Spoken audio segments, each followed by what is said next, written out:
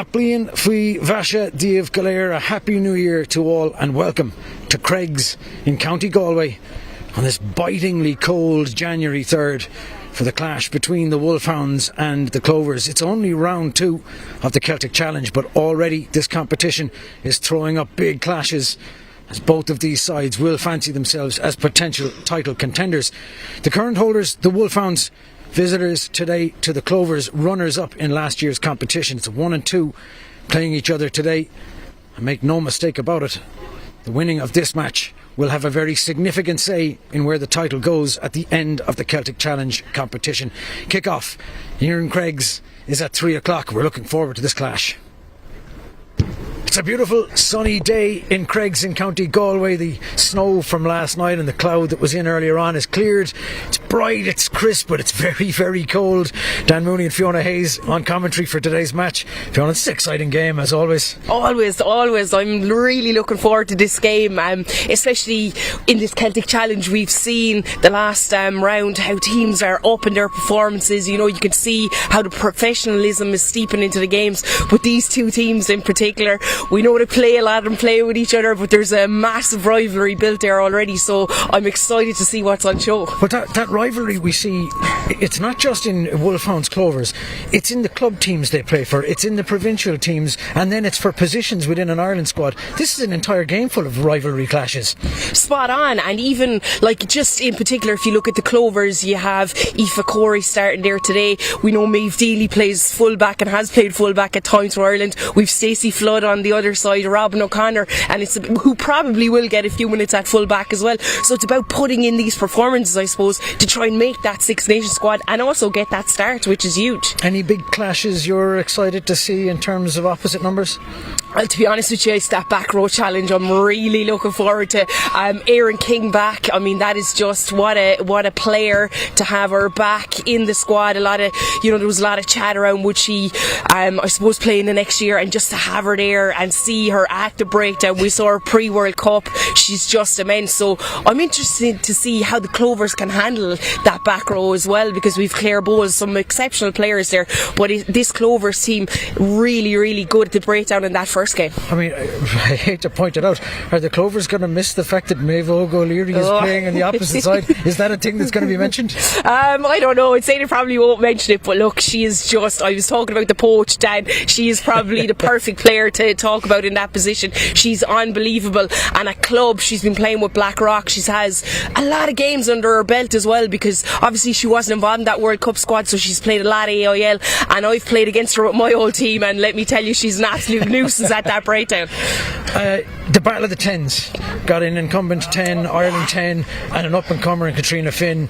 Are we looking at the next 10 trying to take the throne? Absolutely. I mean, I've coached Katrina. I know her ability, her kicking. Niamh Briggs is out there. You saw her a few minutes ago helping with the kicking. So she's someone that's always kind of been around. I've seen her 13 years of age out in UL Bows kicking a ball. But I think in this year in particular, in her performances early season with Bows, how she's doing with Munster, she wants to kick on and certainly trying. She would have been a bit, I suppose she didn't make that World Cup squad, maybe a little bit young yet for that 10 position, but now is the time after that World Cup, and she'll be putting Dan under pressure, I think.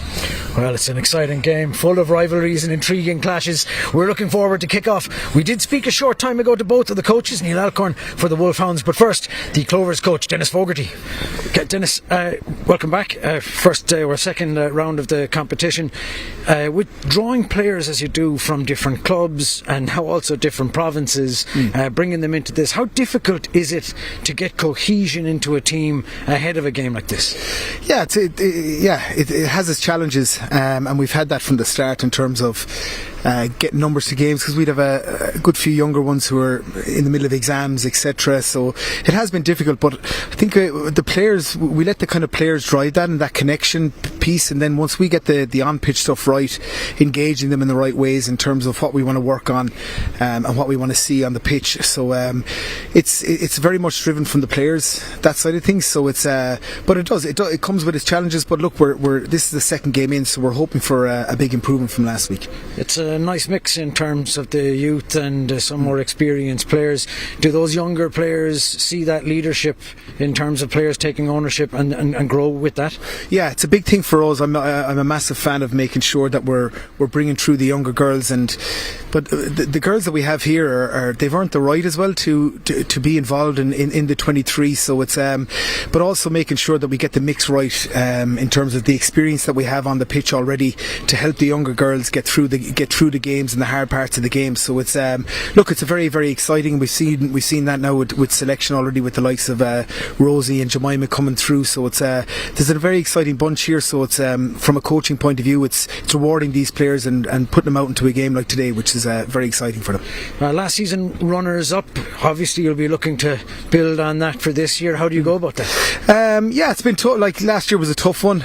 We missed out in a game, so it was disappointing for the players. But look, we've been getting better year in, year out. So it's but again, when you look at the opposition we're playing today, is quite a lot of internationals, and they're a very, very good side. So, but look, they're relishing the challenge. We spoke about it briefly before we came here today. Is making sure they make their mark, and in whatever way that looks like for them, against the best players in Ireland at the moment. So it's it's an exciting game for the younger ones, but equally as well for the internationals we have. Smashing. Thank you, Dennis. No problem. Neil, defending champions coming back into the competition, is that pressure on you guys to retain? We kind of just look at our games as like one game at a time. So today's a big derby, exciting day.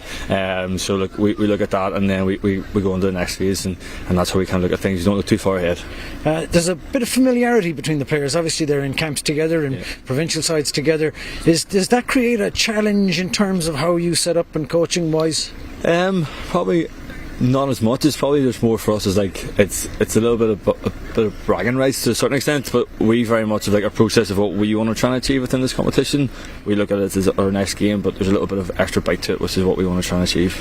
In terms of those provincial rivalries, are they easily set aside when the time comes to getting on the pitch? It's probably a little bit of like, you've got the provincial rivalry, and then you've also got a little of, as you say, like they're in camp together, so it's a little bit of like back and forth, which is brilliant. It adds a bit more excitement, so it's been a really exciting week. Smashing. Thank you, Neil. Cheers. Thank you. Cheers. It is an absolutely gorgeous day in Craigs in County Galway for this clash, Clovers and the Wolfhounds. As I've already said, this one will have a big impact on where the trophy is going by the time the Celtic Challenge is all done. Both of these teams will fancy themselves as potential champions. It's been a good start for Galway. They put in some big performances, got some good scores on the board. A huge step up from last season for that outfit. But it really is all about these two teams. Wolfhounds and Clovers 1 and 2 last season. By the end of today, one of these two teams is going to be topping this table. And maybe even both, depending on how many scores. The Clovers team lining out has Siobhan McCarthy, Beth Buttimer, Sive McGrath in the front row, Evo Flynn, Jane Clossier in the second row, Rosie Searle, Faith Oviawe, Jemima Adams-Verling are the back row. It's a 9 and 10 combo of Emily Lane and Katrina Finn, with the Niamh Murphy, Anna McGann centre partnership, and the back three of Emily Foley, Bevan Parsons and Aoife Corey. Lovely spread of internationals and up and coming stars in this Clovers team, with a strong bench also featuring Ella Burns. For the Wolfhounds, again, a number of big names on this one. Linda Jugang, well known at Loosehead. India Daly is the hooker, and Sophie Barrett, the tight head side. In the engine room, it's Kate Jordan and Nisha Smith. Maeve O'Leary, familiar to Munster fans. Claire Bowles, and the returning Erin King, back after a long injury at number 8. A wrecking ball of a player. Avian Riley and Dana O'Brien are the 9-10 pair. It's Eve Higgins and Aoife Dalton, and what a combo that is in the centre for the Wolfhounds. The back three is Maggie Boylan, Robin O'Connor and the Irish international Stacey Flood. Also a good bench to call on for the Wolfhounds, including Fiona Chute, Poppy Garvey, Moya Hill, Katie Whelan, Vicky Elms Kinlan. We've already heard from Neil Alcorn. He's taking it game by game. I am joined in commentary today by the former Irish international, prop legend that is Fiona Hayes. Fiona, exciting game.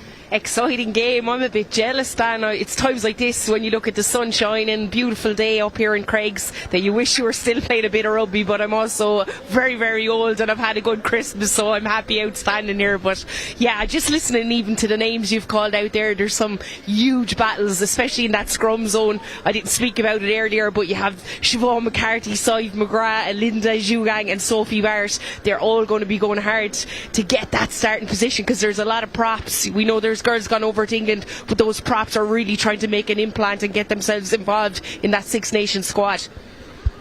Is that very much what games like this are about, is putting yourself in the shop window, Six Nations, internationals, that kind of thing?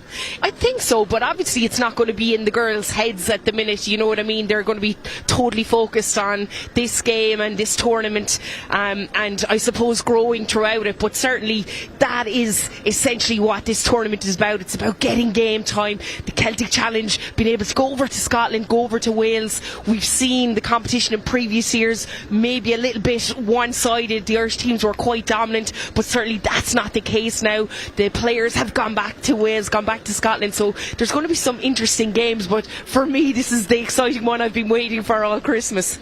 But some of those kind of rising tide raises all boats kind of situations, because they set very much the standard last year, the two Irish teams, and that was a marker laid down to the Scottish and the Welsh teams, and it's a challenge that they really have risen to. Yeah, look, and you know, a lot of the girls in Scotland and in Wales, I suppose, do play in that Premiership.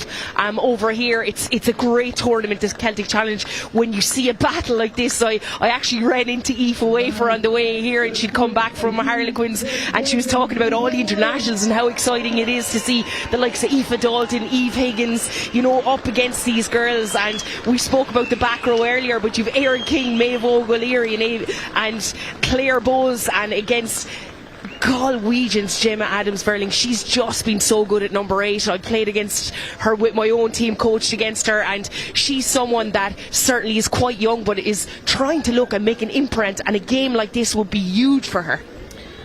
Cohesion wise, as a coach, this is a big blend obviously of clubs and provincial sides. Is that a difficult challenge? It is at the start, but I think once you get that first game under your belt, Dan, it kind of flows on from there. And certainly, you know, looking at that squad, even speaking about players, you've got Aoife Corey there in at 15 in the Clovers. She's someone who's been playing for Bows and looking forward to getting a crack today. Den O'Brien kicks the advantage, knock on. round 2 clash between the Clovers and the Wolfhounds off, and immediately a very contestable one is unfortunately spilled forward. That very early on sets something of a tone. Kate Jordan managed to get in and get a hand on that, but knocks it forward, and we'll see our first scrum. This is the one you've been looking forward to. Exactly, 20 seconds in, Dan, been waiting for it. But yes, I spoke about it earlier, and the biggest thing I think in the game now is seeing exactly what the referee wants from you, and I've heard him there, he's communicating exactly to the prop, Siobhan McCarthy on this side, telling her what he wants, so hopefully it can be a clean area. The putting will be from Emily Lane. Clovers, and straight away a penalty conceded. The very first scrum penalty. We don't get the battle that we were hoping for. We don't get the push and shove. That's kind of the way the modern game goes these days. Yeah, brilliant there, Dan, by Siobhan McCarthy against a huge battle against Sophie Barrett, but she just got a little bit underneath her and she was able to add that pressure, and Sophie folded, and I thought the referee was going to wave play on, but fair play to him, he gave that penalty. Always nice to have a prop as a co-commentator to fill in the blanks for the things I don't understand. I've never heard that before, but I'll take it. Bottomer will feed into the middle, taken off the top, and the Clovers look to go into midfield and see if they can break up an attack. Ball spilled backwards. It's a cold day, hands are going to be stiff, the ball is going to be like lead, and we've seen already 2 handling errors very early on in this game. Bit of nerves?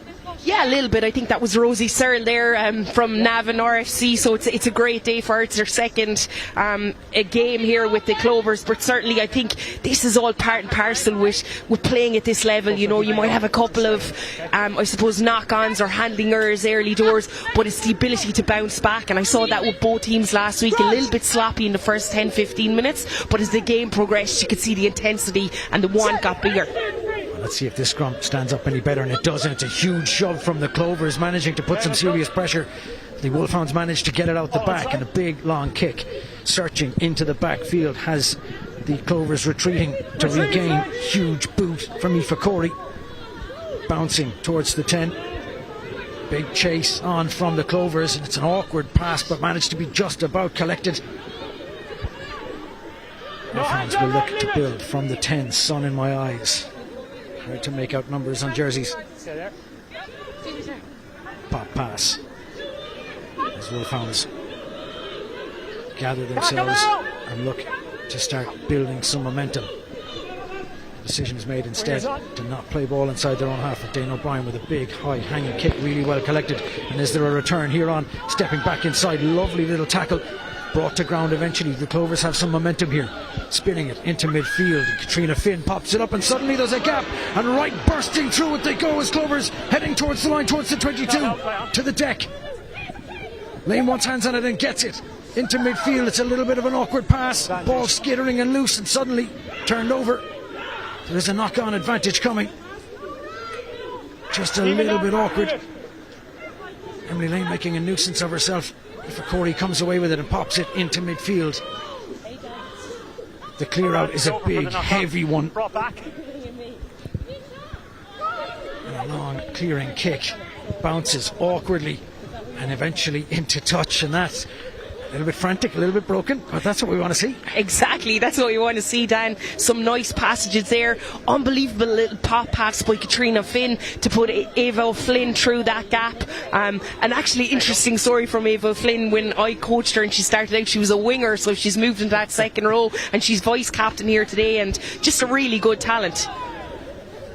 Watermer will surely aim for O'Flynn again. Instead it's to the front, and it's knocked backwards and recollected, and that's a super little break from Aoibhinn Riley. And suddenly it's all on and all around the corner, and Maeve O'Leary is trundling down that wing. Put into touch, no, ball still in play and still available. It's really awkward, and it looks as though the Clovers have managed to drive over that. They have. The touch judge has his flag up. Was it eventually put into touch? The Clovers. Yeah, that was just an unbelievable break down the wing by Erin King there. It's so good to see her back, but look, I feel like when they get those mini breaks, these Wolfhounds can be so dangerous. I think it was it was just gone into touch, but they were lucky there. You could see what the Clovers are trying to do with the breakdown. They almost got to turn over. From that, they absolutely flooded it. Beth Buttermore missed that tackle inside the channel, but she was there to add pressure in that. Taken off the top, and the Wolfhounds look to roll as that maul gains some momentum, stepping back inside. King on the carry. Aoibhinn Riley's at the bottom of this and wants hands on it. Gets it into midfield. Slow ball, but they're moving it through hands. Flood on the deck. Wolfhounds now stretching the Clovers defence as Drew Gang goes carrying. Eventually brought to ground. Are there gaps to aim at? Not quite. Massive stand-up tackle. Is it going to be enough to keep this Wolfhounds team out? Ball is passed through. Step back inside. Heading for the line. And a fantastic finish. And the sunlight is in my eyes, but I think that was Stacey Flood getting it down. A lovely step back inside, beating the defenders, and you could see that the momentum was coming and building in the Wolfhounds' favour. And they draw first blood. Yeah, that was just unbelievable to watch there. You can see the speed of the ruck. Aoibhinn Riley getting it out fast. A little dummy rider, sorry, my bad, it was Aoife Dalton. But just that little, Stacey Flood was out the back waiting for it. But that little pot pass is kind of deceptive to both teams. We saw Katrina Finn do it earlier, and now we see a little one from Dana to put Aoife Dalton through the gap. So both teams are trying to rush that defence and get wide, and probably leaving those channels a little too early. O'Brien addressing the conversion. Clovers rushing up. That kick is good through the sticks, no more than you'd expect from the Irish international to add the extras. And this game, only 7 minutes old, has had line breaks aplenty so far. It's a little unstructured looking, but it's entertaining to watch at least. Dan, in Irish rugby at the minute what we want to see is attacking rugby, so I'm excited to look at that. It is unstructured, but you can see with the Wolfhounds there's a big kicking game and they're trying to get it into that backfield nice and quick. Kickoff is unfortunately bounced awkwardly and gone dead, which means it will be a scrum back at the halfway line, and an error from Katrina Finn. Ball just being allowed to bounce and go all the way.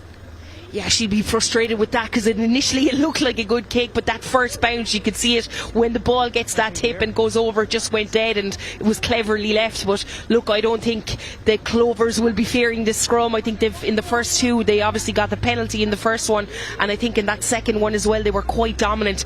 Didn't get the penalty from the referee, but certainly put pressure on Aaron King, pulling it out at the back. Can they go again, try to make amends for the long kick? Linda Dugan and Sophie Barrett will have something to say about that. Feed from Riley. King is at the back, popped up, and Riley with a little dink in behind. There is space to go, and the ball bouncing awkwardly, just about collected, and a lovely little feed off as the Clovers look to burst out from inside their own 22. That's an excellent carry. Initially really well done from Emily Foley. She stepped out. Flynn again on the carry. To the deck she goes. Emily Lane back for Katrina Finn. Finn with a long boot, dropping and really well collected, and they'll look to build from just outside the 22 as the Wolfhounds looking through unbroken field play and managing to step through some tackles, taking it towards the halfway line. Players offering themselves. Lovely pop pass back outside, and there's wingers queuing up and through the gap. Big carry from Eve Higgins into midfield, and carriers lining up and offering themselves as Riley goes to her midfield, and Dana O'Brien pass inside. Good stop that time from the Clovers. The Wolfhounds look like they're building some momentum here.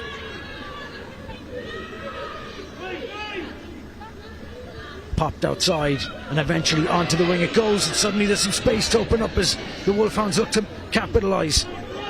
It's excellent work from Sive McCarthy to stop the attack when it looked as though the Wolfhounds might be making some hay. Is there a poach on here? No. Riley to O'Brien. O'Brien heads out the back door, and the Wolfhounds see some space and gaps opening up. Good tackle from Emily Lane. Riley again at the bottom. King on the carry. Hauled to ground by Aoife Corey, and the ball knocked on, and it was some good phase work from the Wolfhounds, but excellent defence also from the Clovers, managing to limit the options.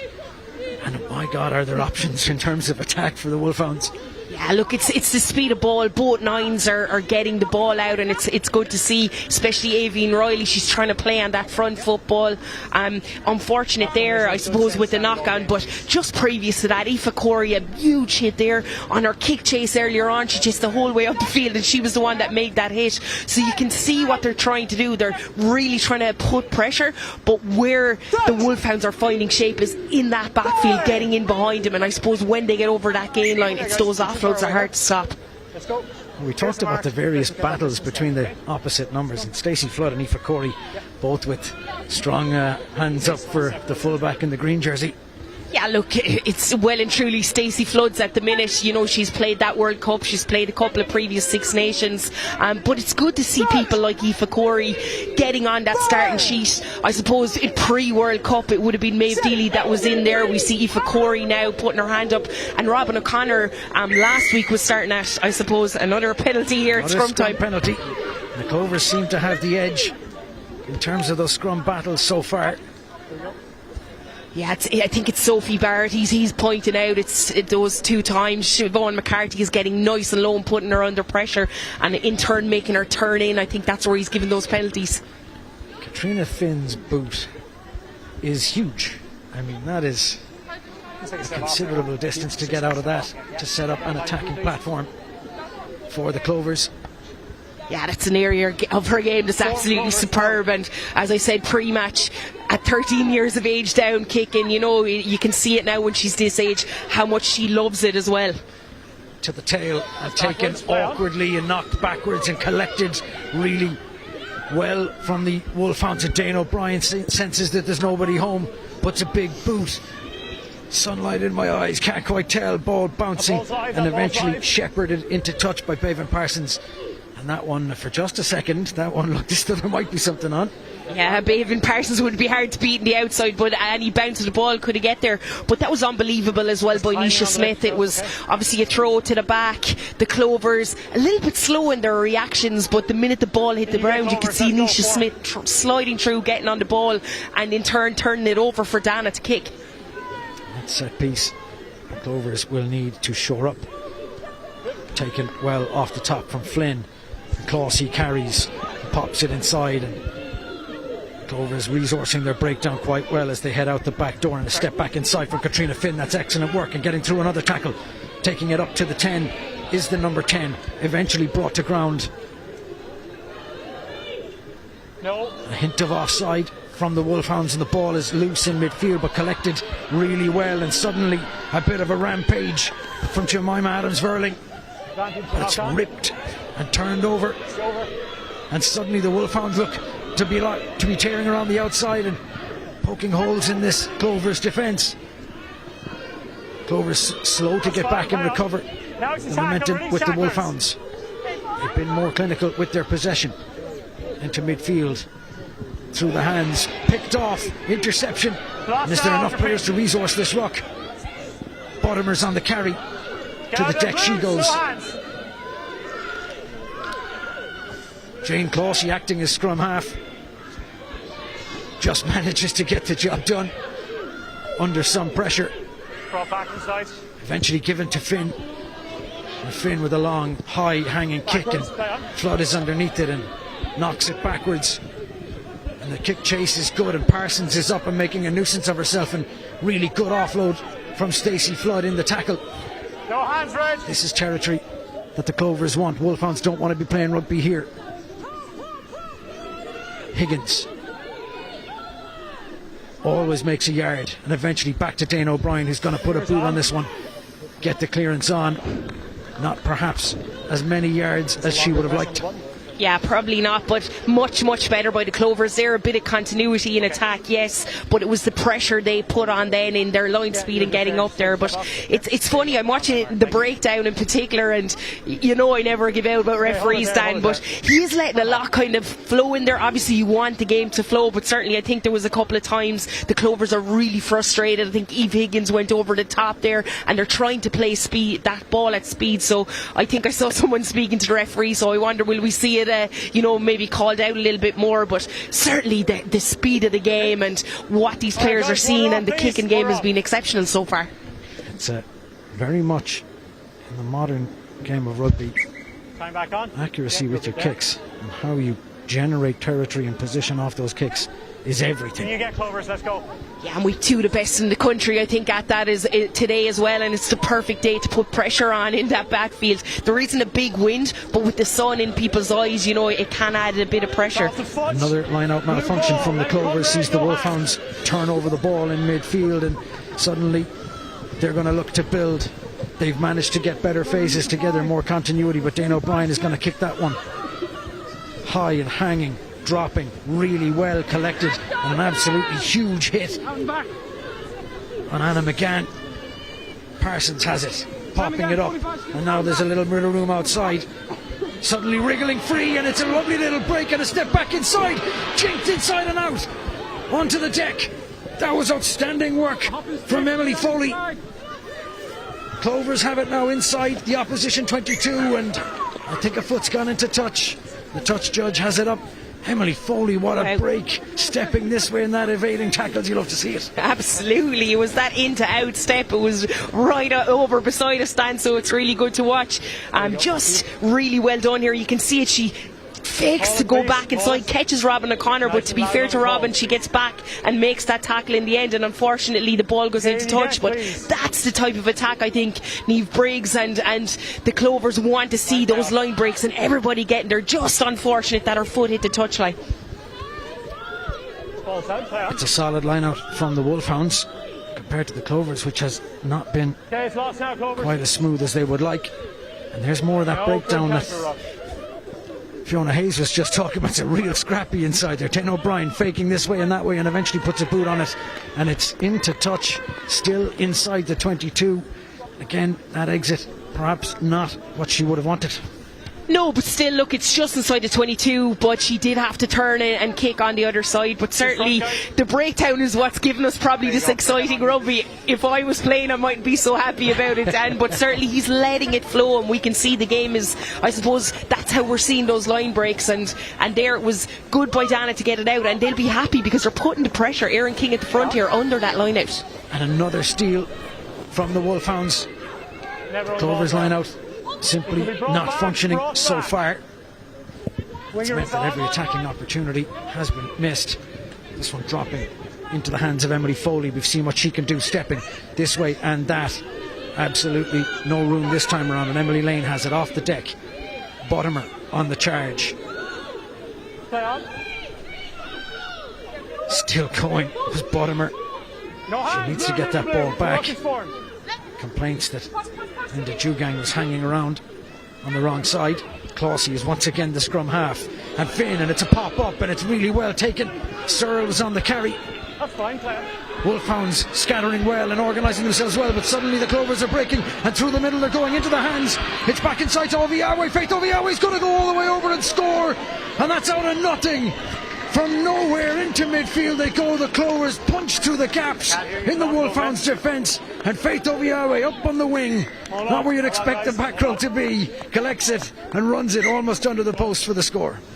Oh, that's a brilliant score. You can see they wanted to get it wide. There was space there. The Wolfhounds were really congested, I think, in defence, and obviously there's breakdowns going on in there, and they're all caught. But it's that run by Anna McGann. Watch it, just that shift to the outside, frees the hands to put her away, and I think even Baven Parsons was outside of Ovio as well. But look, we've seen the speed she's had over the years, and she's unbelievable in those wide channels. Wait. It seems as though the touch judge has intervened, and it has been ruled offside against the Clovers. Score will not count. As I saw the touch judge having a word with the referee, I didn't think they were going to overturn, but they have overturned the decision on the pitch. Beth Bottomer is receiving some treatment. I'm trying to get a look at this, what the potential offside decision may have been. Nothing wrong with the finish, certainly. Oh, indeed there was something wrong with the finish. He has stepped on the whitewash at the in-goal area, and that's what it was, just a foot grazing the whitewash in the in-goal area, and you wonder if she had just grounded it. That's a score. She's gone in for the extra 2 and cost the team 5. The coach in me is crying here looking at that. You'd be absolutely frustrated with that, but you can understand what she's trying to do. Obviously make it easier for Katrina Finn. 22 dropout from Dana O'Brien is to Katrina Finn, who returns it with some interest, and Stacey Flood finds it, and back to O'Brien again. Dana O'Brien puts a big boot, that one significantly better than the previous exits, bouncing and into touch just over the halfway line. And in terms of the kick battle, that's a point to Dana O'Brien. Yeah, that's a superb kick. We'd seen a couple on her touch finders that she probably wasn't getting the distance she wanted, but that was absolute perfection. And with the last 3 lineouts, Erin King, I said at the front, is putting, she seems to be going off now, but 20 minutes I'd say maybe we might see her at the end again, but she is putting massive pressure on the Clovers. Well, it's a big moment for Erin King, returning after a fairly horrific injury to her knee. Yeah, it's just, and those 20 minutes she's been fairly lively. It looks like she was never gone. Poppy Garvey there coming on, and she's after straight away in and getting that steal, knock on by Jane. Immediate impact from Poppy Garvey, and the Wolfhounds have once again pilfered another Clovers line out, and suddenly the break is on, and through the gaps they go. The Clovers need to shore up this defence. Into midfield from O'Reilly. Avian Riley at the base again, spinning it outside at Dana O'Brien, and it's McCann, and McCann popping inside. Flood, I think, on the carry. Outside the 22, but the Wolfhounds having it all their way now. Having gotten out of jail with the try, looking to build some momentum. a little inaccurate, that pass dropping awkwardly just in front of Nisha Smith. But we had a penalty advantage accruing for offside. And this one is middle of the park. Go for the juggler. Not even a suggestion of the posts. No, I was thinking, were they going to go for a post? But straight away you could see them going for that line. They're really going for the juggler. But you could see straight away, Dan, in their style of play, what they're trying to do is really up that tempo, because the Clovers are struggling when they're getting phases after phases. And we saw there Eve Higgins had a carry before it even touched the ground. Avian Riley had the ball moved. And they want to catch them out wide by putting them under massive pressure in the carries. Once again, the line out from the Wolfhounds is immaculate, uncontested, however it was. The Wolfhounds find themselves on the rampage yet again. Clovers need to organise themselves. There's a feeling, I think, of inevitability to this one. It's the Wolfhounds building. Jugang on the carry. Eventually brought to deck. Is the ball available? It's a little slower. Real slow coming back, but eventually Riley gets it. Dane O'Brien with the little offload, and Flood outside to Poppy Garvey. Garvey on the carry. Good ball protection. Little high that pass, and Clovers closing the door just about. Riley through hands. Straight in front of the post. This one, is it available? Has it been knocked on? Knock on. Well, it was knocked on, and then it played after it was knocked on, which is an offside call, and that means penalty to the Clovers. And you could sense that there was something coming there, and unfortunately for the Wolfhounds, with the try line begging. Yeah, really unfortunate. You can see the numbers there. They did have numbers out wide. You can hear Dana calling for it, but really good defence by Clovers. They kept them in. They stopped those big ball carriers. We saw Poppy trying to get over the gain line. They went in, and look, they're killing the ball. And as I say, if you get away with it, you can do it as long as the referee lets you. And that's what's happening in there. They're getting time to be able to fan out and get their shape again. Let's go. It's only illegal if you get caught. Absolutely. That's Bottomer. Can the Clovers steady this line out to the midfield, into the middle of the line out, and it's really well done. That's the first really good line out, and still the ball is very awkward. Another offside call. The Clovers get out of jail. It was a little bit sloppy having taken it off the top in that line out. Yeah, Jane Clossy getting up there, but there was probably a bit more movement that was needed than what was needed. It seems to me like they're probably putting themselves under pressure now to win the ball, but if they can go in and get speed, I think they'll beat them on the ground. But certainly really well spotted by the referee, offside there, so it gives the Clovers another chance to have an attacking line out. But let's hope they speed that up, because even the body language of the girls walking in, they look like already they're under pressure. There's a lot of movement in these lineouts. We've seen that one was a little quicker, and Clossy takes it off the top. And leaving the line out early. The free kick. Call from the referee. Can't leave until the line out is taken. A player leaving the lineout. And that's again showing just how disorganised the lineout is a little bit for the Clovers. The free kick from Dane O'Brien bounces into the hands of Foley and spinning it to Corey, and Corey puts a big boot on it. This one's going to drop in front of Dane O'Brien, collects it really well and returns with some interest. Emily Lane is under it, collects it, dinks it, heads for the corner. Is it going to bounce its way into touch in front of O'Brien just outside her 22? Caught in possession, and Emily Lane makes a good tackle, but it is a superb offload, and the Wolfhounds look to build from midfield. Is there a chance of a turnover? Looked for half a second as though Side McGrath was on that one. Wolfhounds still have, and into the backfield they go, and they're going to try and run this one out. A lovely fend and a pop up, and it's on, and down the wings the Wolfhounds go. Has Corey managed to get hands on that? It is a really good turnover. Aoife Corey getting in, getting her hands on it, and that was outstanding work. It looked as for all the world as though Robin O'Connor was going to get all the way down that tram line. Aoife Corey showing the game IQ. Yeah, 26 minutes in here, I think she's having an absolutely brilliant game at fullback. Defensively anyway, we've seen a couple of big hits, and they're getting their hands in on the ball, and Robin O'Connor is a hard woman to stop. Her footwork is unbelievable, but she judged that poach perfectly to get down and get on it.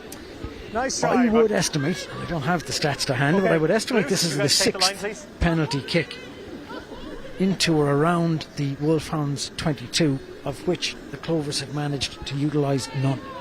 Yeah, I think they might need to shorten the line out a little bit and just make sure of it. Here we go, Ava O'Flynn up there nicely. Flynn, and it's taken out the back. Searle to Oviawe. To the deck goes Faith Oviawe, and Lane has it. Beth Buttimer popping it up. Lovely little pop up. Carry from Sife McGrath. Slow ball a little bit. Lane. And it's awkward, and Katrina Finn has to dive on it. Can they support her and get this ball back? And they do. Heads into the sunshine, and there's Aoife Corey stepping back inside and through tackles. Excellent work from the full back. Finn out the back door, step back inside. Good work from Emily Foley off her wing. The Wolfhounds are queuing up to make these tackles, though. They look really organised in defence. Ball is left behind, played off a boot as Emily Lane went fishing for it. She's knocked it on at the deck, and it was better in terms of possession control from the Clovers, but the Wolfhounds look comfortable. Yeah, they do. They look very comfortable in defence there. When they get inside, just around that 22 area, they're happy for the Clovers to have the ball because they're coming up nice and sharp. And obviously there's been a couple of errors we see here.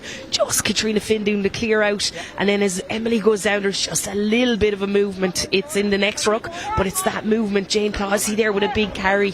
So there is some big moments, but Beth in the side there, they're being physical in and around that breakdown. But look, it's the Wolfhounds are happy in that and comfortable in that area. The one area where they have not looked comfortable thus far has been in the scrums. Can they shore that up? Clover's getting the shove, but this is a much better scrum, and it's picked off the back. Poppy Garvey goes on the carry. Oh my God, does she enjoy that? Yards made, and unfortunately for her, I've cursed her. Yards made, goes to the deck, and there were players waiting to get over and poach, and it is a penalty to the Clovers. You wonder, is this one for the Sticks? Yeah, they're having a conversation anyway about it. Yeah, I think Katrina Finn has decided to go for post with Emily Lane, but really good by Adams Verling there. She waited. It was a huge carry by Poppy for Poppy Garvey there, but the best back rows in the world are sniffing around waiting for that I suppose ball carrier to hit the ground, and she was there getting both hands on the ball, and the referee gave her that.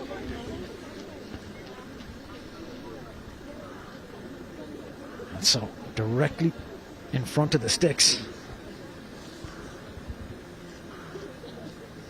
a chance for the Clovers to move that scoreboard for the first time. It's taken them just shy of half an hour.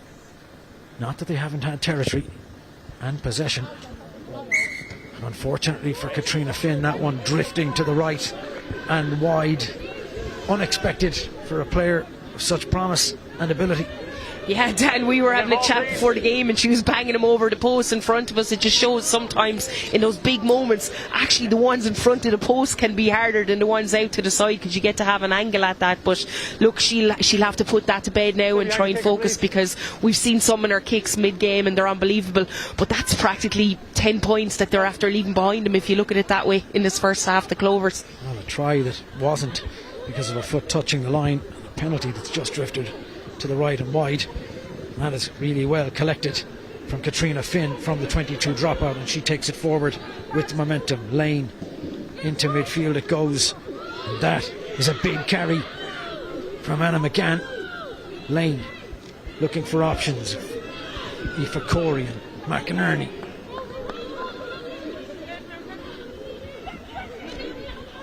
Out the wing it goes, and as Bevan Parsons managed to get hands on it, breaking this way and that and surging through the tackles, and Parsons gets up and goes again, has another pop at it, showing some of that real rugby IQ, releasing the ball and going again in Lane into midfield, and it's out the back door, and there's layers in this attack. Finn looks to head for the line, looking to get it popped up. They need it quick. Corey has to step back inside. There's a penalty advantage coming as Corey wriggles her way this way, and that to the deck she goes. The referee says no advantage. The penalty was coming. You could see Aoife Corey having to step back inside, a player standing waiting for her, certainly in an offside position. Yeah, and she probably knew advantage was coming as well, so she gave herself a crack in around that ruck area. But look, I thought after that missed kick, Katrina Finn was absolutely superb there. She caught the ball and made a line break and had a lovely couple of passes in that phase. But you can see how electric Bevan Parsons is here. She's just unbelievable to watch. The ability obviously there to leave the ball down and get up again, but it's her footwork. They just need to get her the ball in space. They haven't been able to do that so far because the Wolfhounds are getting up so quickly and putting pressure on at ruck time. Well, this line out, which has been so suspect so far for the Clovers, and this is as close as they've gotten with one of those lineouts. If they can get this right, they can move that scoreboard. Taken really well off the top, Jane Closey, and the maul is rolling and starting to inch towards the line, but the recovery from the Wolfhounds is outstanding. It's broken. Now that's Eventually onto the ground it goes, and is the ball available? Yes, it is. It's playable, and so the referee will allow this to go. It'll be 1 out carries, inching towards the line. The Clovers have the bulk, they think, to get it from here. Beth Bottomer on the drive, can't get there. Lane, lovely little pop to the deck. Zoviawe clears. Lane once again for Flynn. Flynn looking to get over the line and can't. Faith Oviawe has a go, still short. Bodies potentially slowing, and it's been knocked on. Knocked on with an inch to go to the line. And one of those ones where on another day a referee is going to say that's a body in the way. No, before. Yeah, in this case, a knock on, and that's that. Yeah, he'll just be frustrated because Ovio was too high there. You know, it gives the chance to the defence to go in and obviously mess around with the ball. But yes, you are correct. I see a few hands and everything flying inside there. But look, the referee is standing there, and I think if you get in nice and low and you get the ball back, it just takes the referee out of the question. If you have a nice clear out, they're a little bit disconnected at times when they get after a couple of phases, especially when 5 or 6 metres out. So they need to probably have a look at that area and get a little bit more cohesive and connected together. Well, they've had plenty of territory in possession, but for all of that, the Wolfhounds do appear to be the more cohesive team. Early shove. Further example of that, and the early shove from the Clovers. Dane O'Brien has the free kick and a chance to clear. This one is going to drop free for Corey and knocked backwards, and nope, referee says knocked on. And that one looked very much to me as if it had gone backwards, but the referee, yeah, he made his own decision because the touchy here said backwards as well, so I think he was just going off himself. But look, I'm a big believer. People always say look backwards, but if you're facing forwards, I think the ball can probably only go one way. But look, like 10% of the time, you know, that is called, and it was here today, and very unlucky for Aoife Corey, but she was already looking, I think, where she was going to attack. But it's scrum time, you know. The Clovers are dominant, they are on top, but they can't give them that early drive, or they can't get their binds round, because you can see it's an easy out for the Wolfhounds then.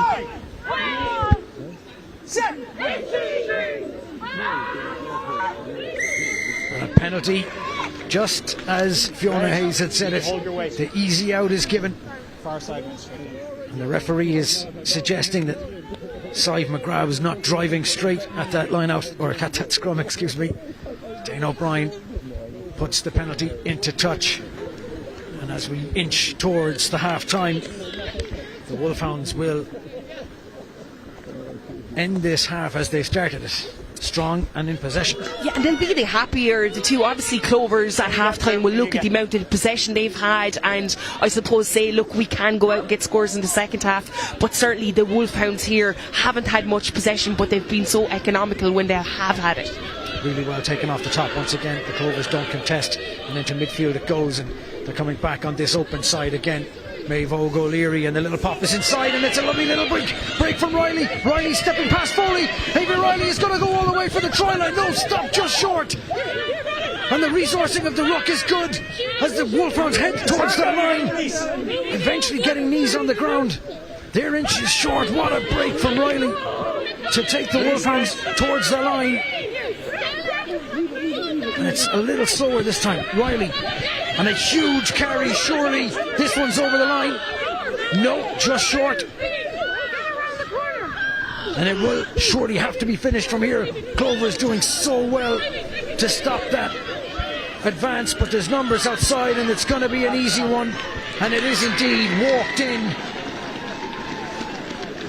Maggie Boylan, Robin O'Connor, excuse me, on the other wing, coming all the way in from this wing to finish on the opposite wing. the second try of the game. Lovely little step. What a break from Riley, fending Foley, stepping back inside. Huge covering tackle. Really, really well done from Niamh Murphy. And eventually, Riley again involved in everything good that the Wolfhounds are doing. Through the hands, Flood to O'Connor. And that is as easy a finish as you're going to get. Queuing up on that far side, stretching that Clovers defence. Good score for the Wolfhounds. As you said, economical with their possession. Yeah, and that's what's going to be very frustrating for this Clovers team behind the post. They'll be annoyed because they've had possession for the last 20 minutes. But this team, Wolfhounds, so good in attack. Dana gets everything flowing, and you can see the speed of the ruck is hard to live with. The conversion hits the crossbar and stays out, and that's really millimetres is all that's in that one. Gosh. 12-0 the score. And you're just looking at the replay, the Clovers are so slow getting into position and so slow getting outside to where the threat is. You know, there's options with another two players who potentially could have finished that score.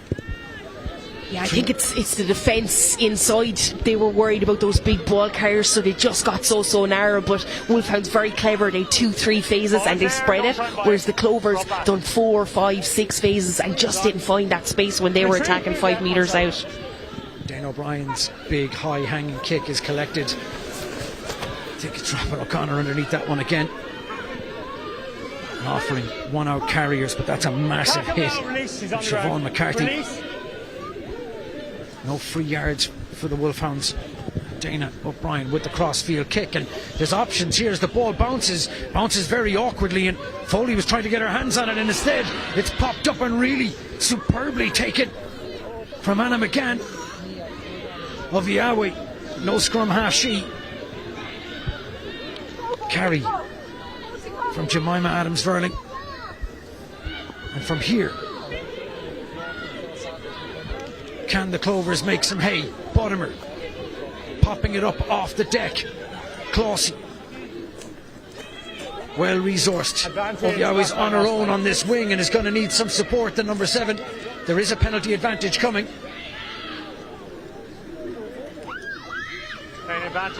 Finn acting scrum half. Big carry again from Adams-Verling. Lane to Finn out the back. Murphy has hands on it, tries to step, gets out of 1, gets out of 2, caught on the third tackle. Is advantage still being played? Clovers go right with Finn spinning it all the way out to Bevan Parsons, and what can Parsons do from here? Gets out of the first tackle, players waiting on the second. A fine play on. Clovers picking and going from the deck. It's sent backwards. Lane. Okay, we've no advantage. We'll come back. That was caught, and eventually the referee says, yeah, there was no advantage, and so we're coming back. Number of phases played, no yards made. No, I thought he might have blown it up a little bit earlier than that, but look, he is going back just on half time, so you'd wonder, will they go for the 3? I'm not sure, probably he'll try and go the line, but I think that line out, it hasn't been going very well for them, so they just need to be a little bit sharper in that area if they're going to go down. It is going to go into the corner. Katrina Finn puts the boot on it, and it will be one last line out chance. We have crossed the 40-minute mark. Can the Clovers finally, after 40 minutes, in excess of 40 minutes, get their line out to function and really make a go at this Wolfhounds line? Beth Bottomer. Clausey takes it off the top, and the maul starts to move. It's more lateral than forward. Line out is over. Bottomer controls at the back, and now the Clovers are starting to make some hay and heading towards that line. The Wolfhounds defence is disintegrating in front of it. The maul continues to roll, heading for the line, not quite there, stopped short. And the referee says that's going to be that. No, he's coming back. That's surely a penalty Another try. penalty advantage is what he's saying, and Yeah, a suggestion that maybe the penalty try was the option. It's going to be the tap and go though. Yeah, they were really going very well there until you bet Button were still at the back. Someone took her out, so very unfortunate. Obviously no TMO here today, but certainly I think I would have been shouting as a coach for a penalty try there. Bottomer again on the charge after Lane's quick tap and go. Faith the Viawe, and again high, a little bit too high. Ball is available to be ripped. It's slow, but Clovers do still have making it go at that line. It's Flynn. Lane for Bottomer. Beth Bottomer again involved, and this time it's popped up and it is scored. The try eventually coming, and it's Jemima Adams-Verling who takes the pop up and scores the try underneath the posts and gets the Clovers on the scoreboard after maybe 43 or 44 minutes. Yeah, I think it's well deserved as well. You know, obviously there's been a couple of errors throughout the game, but certainly in attack at times they have looked dominant, and we can see here Beth Buttimer with that little pop, brilliantly done. To the defence just closed in on Beth Buttimer, and it just created that space for Adams-Verling. Brilliant try, and I think the coaches will be a little bit happier at half time going in with the scoreline like that. Yes, Briggs will certainly have some words. Trina Finn's conversion is good, splitting the posts, and that takes us to half time. It's a strong end from the Clovers, who have been less than accurate across 40 minutes, but finally getting a reward for their territory and their bit of possession. And that means that the score is 12-7, and the Wolfhounds will be delighted with the economics of managing to get their scores with limited territory and possession, getting 2 tries. Will they be a little bit disappointed they couldn't keep the Clovers out for a finish? Yeah, I think so, because obviously, you know, we've seen their defence throughout the game. They were putting Clovers under severe pressure, and I think it was just a little moment lapse here. We obviously saw one penalty given away, and it's that area I think the coaches of Wolfhounds will be focusing on, because when they give the Clovers territory, Katrina Finn can get them 5-6 metres out, and they didn't even contest the line out. They stayed down to go after that maul, and in turn I suppose gave away that penalty, and it could have easily been a penalty try as well. Well, that is the first half from Craig's as the sun sets and the temperature drops. It's 12 points to 7. The Wolfhounds in the lead. We're going to take a little break, and as we do, we will be showing you highlights from the Edinburgh versus Glasgow Hawks game that was played on the 27th of December at Hive Stadium, the other round 2 game that has been played and was played last week instead. And after those highlights, you can rejoin us for full coverage of the second half live here from Craig's. The half-time score as it stands is the Wolfhounds 12, Clovers 7. Back to you shortly.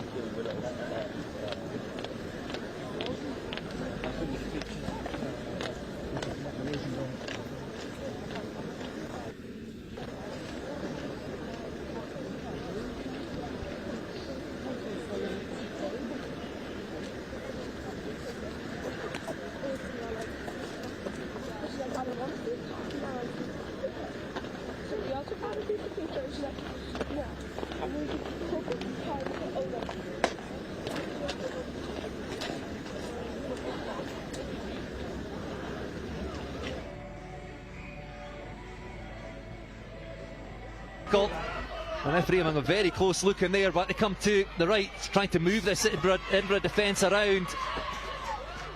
Aggressive again. A loud blast and the whistle of Michael Todd will come back. Edinburgh offside, Glasgow will tap and go. Darragh over the try line. The score is given. Glasgow do get their try.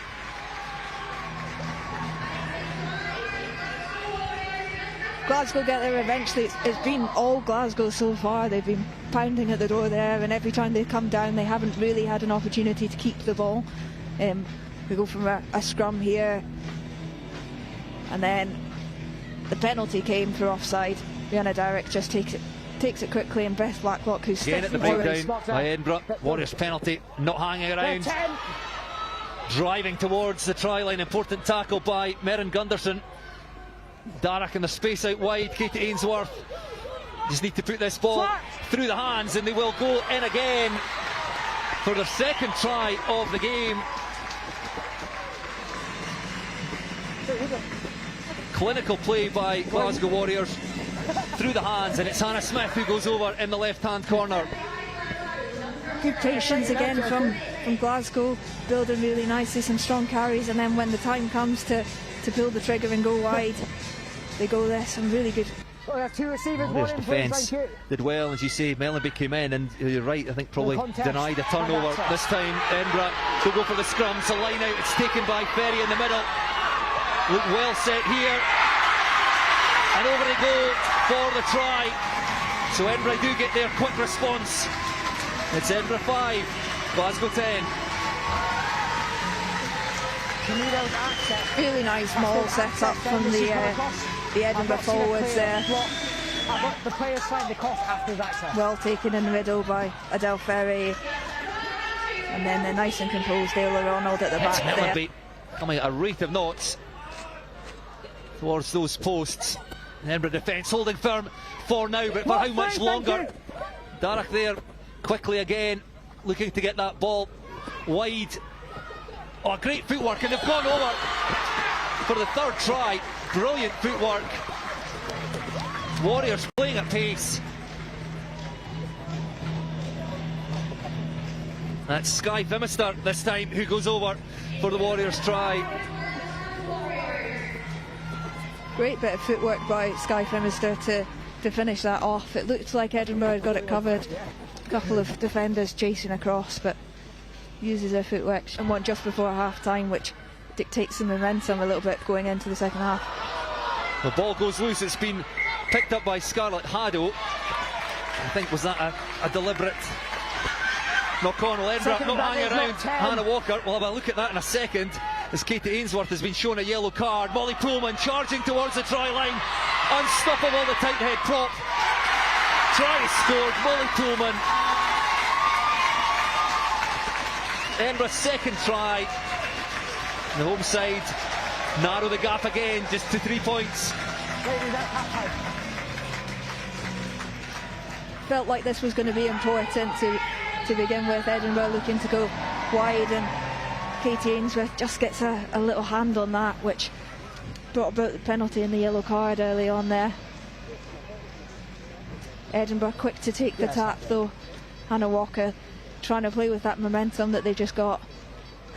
Really powerful carry from. I'm not sure Blackpool realised that. So Edinburgh given a second chance. Well, Molly Pullman, we've already seen in the first half how difficult she is to stop from here. Metre or so to go. Numbers out there on the left.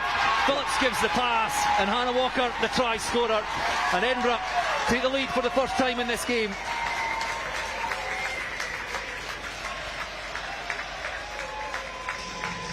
Hannah Walker who goes over for the score in the end, but it all came from nice bit of attack from Edinburgh. Really big carry by Molly Pullman again. Away go Edinburgh from the scrum. Looked a little bit clunky, but it was a pick up by Gunderson. Clean through the middle almost goes Hannah Walker. Edinburgh's third try scorer. Again, the home side find themselves on the Glasgow 22. Hannah Ramsey finding an increasing amount of space, and in goes Kieran Bell. Well, she's deserving of a try. Lisa Brown gives the scoring pass. Hannah Ramsey heavily involved, but it's Kieran Bell who was in for the bonus point try for Edinburgh Rugby. Well worked score from Edinburgh there. Nothing fancy, just going through the hands. Hannah Ramsey got a half break on the outside, managed to get an offload to Lisa Brown, and then just a well executed 2v1 on the outside to put Kieran Bell in the corner. Good carry again here in the middle. Merrin Gunderson working hard again to get over the ball quickly and win the ball. Alex Stewart playing his first receiver there, moving the ball out to Hannah Ramsey in a bit of space. And Lisa Brown and Kieran Bell by Scotland, but was in the Six Nations training squad last year, so she's on the radar of the national team. To Rachel Phillips, and then space out there on the left hand side for Nicole Marlowe. Accelerates through it, ball over the top to Hannah Walker. Oh, Hannah Walker, support inside, Nicole Marlowe. Wonderful try for the Edinburgh back division. Nicole Marlowe We started things off. Hannah Walker carrying things on, and then back inside to the replacement fullback. And Edinburgh Rugby firmly in control now. We haven't seen Edinburgh's backline fully click too much today, but they just got the timing really right there. Hannah Ramsey getting a second touch and just spotting Skye Fimsters shooting out the line, giving that ball over the top to Nicole Marlowe, and then she frees her hands and gets the ball to Hannah Walker, and then gets on her bike to get that second touch as well. Just really working hard. For Glasgow, 16 points the difference, so 3 tries needed. Beth Blacklock charging forward. Ball from there. Onto that kick. You feel Glasgow have got to score now. Katie Lindsay, the replacement tight head prop, still going, taken down by Hannah Ramsey. It's got to be the biggest tackling 10 in this competition. Oh, clean through goes Holland Bogan. Is she over the trial? And she is indeed. Well, Glasgow do give themselves a lifeline, and it's second row. The co-captain, Holland Bogan. Felt like Edinburgh had gifted them a little bit of an opportunity there, not clearing their lines off that kick-off, giving Glasgow the ball back in their own 22, and Holland Bogan has been really, really good for Glasgow today. She's carried really well, she's got them on the front foot, just sees. In and out it goes, out to Blacklock. He's got McNamara outside, threads that ball through. Oh, it's gone loose. And I think knocked on by Edinburgh, picked up by a player in front, so penalty Warriors. Douglas, quick tap, Blacklock there. He's already scored once, on to Holland Bogan, and Holland Bogan does go in. She was denied 2 or 3 minutes ago. But the second row goes over for her second try of the day, and Glasgow are right back in this. 3 minutes left.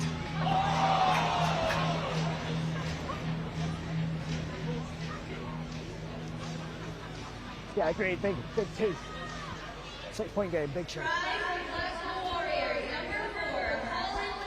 Just a little kick through from Beth Blacklock at 10, just put Nicole Marlowe under a little bit of pressure, just comes off her legs and then forward in front of her, picks it up, and then from that quick tap, just simple drawn pass, puts Holland Bogan into a bit of space. She's been really good. Thank you. Beth Blacklock just looked to take that For the conversion. 80-minute mark, they'll be chatting to the referee, asking when time is up. And I think he has given them indication it is up. Hannah Ramsey thumps the ball into touch. The crowd on their feet inside Hive Stadium, somewhat relieved with the way that game finished. With 2 late tries for Glasgow Warriors, giving them a lifeline. But that knock on at the end, and then Edinburgh managing to just run down the clock the last 90 seconds or so inside the Glasgow Warriors half. But what a game we've been treated to here in round 2 of the Celtic Challenge.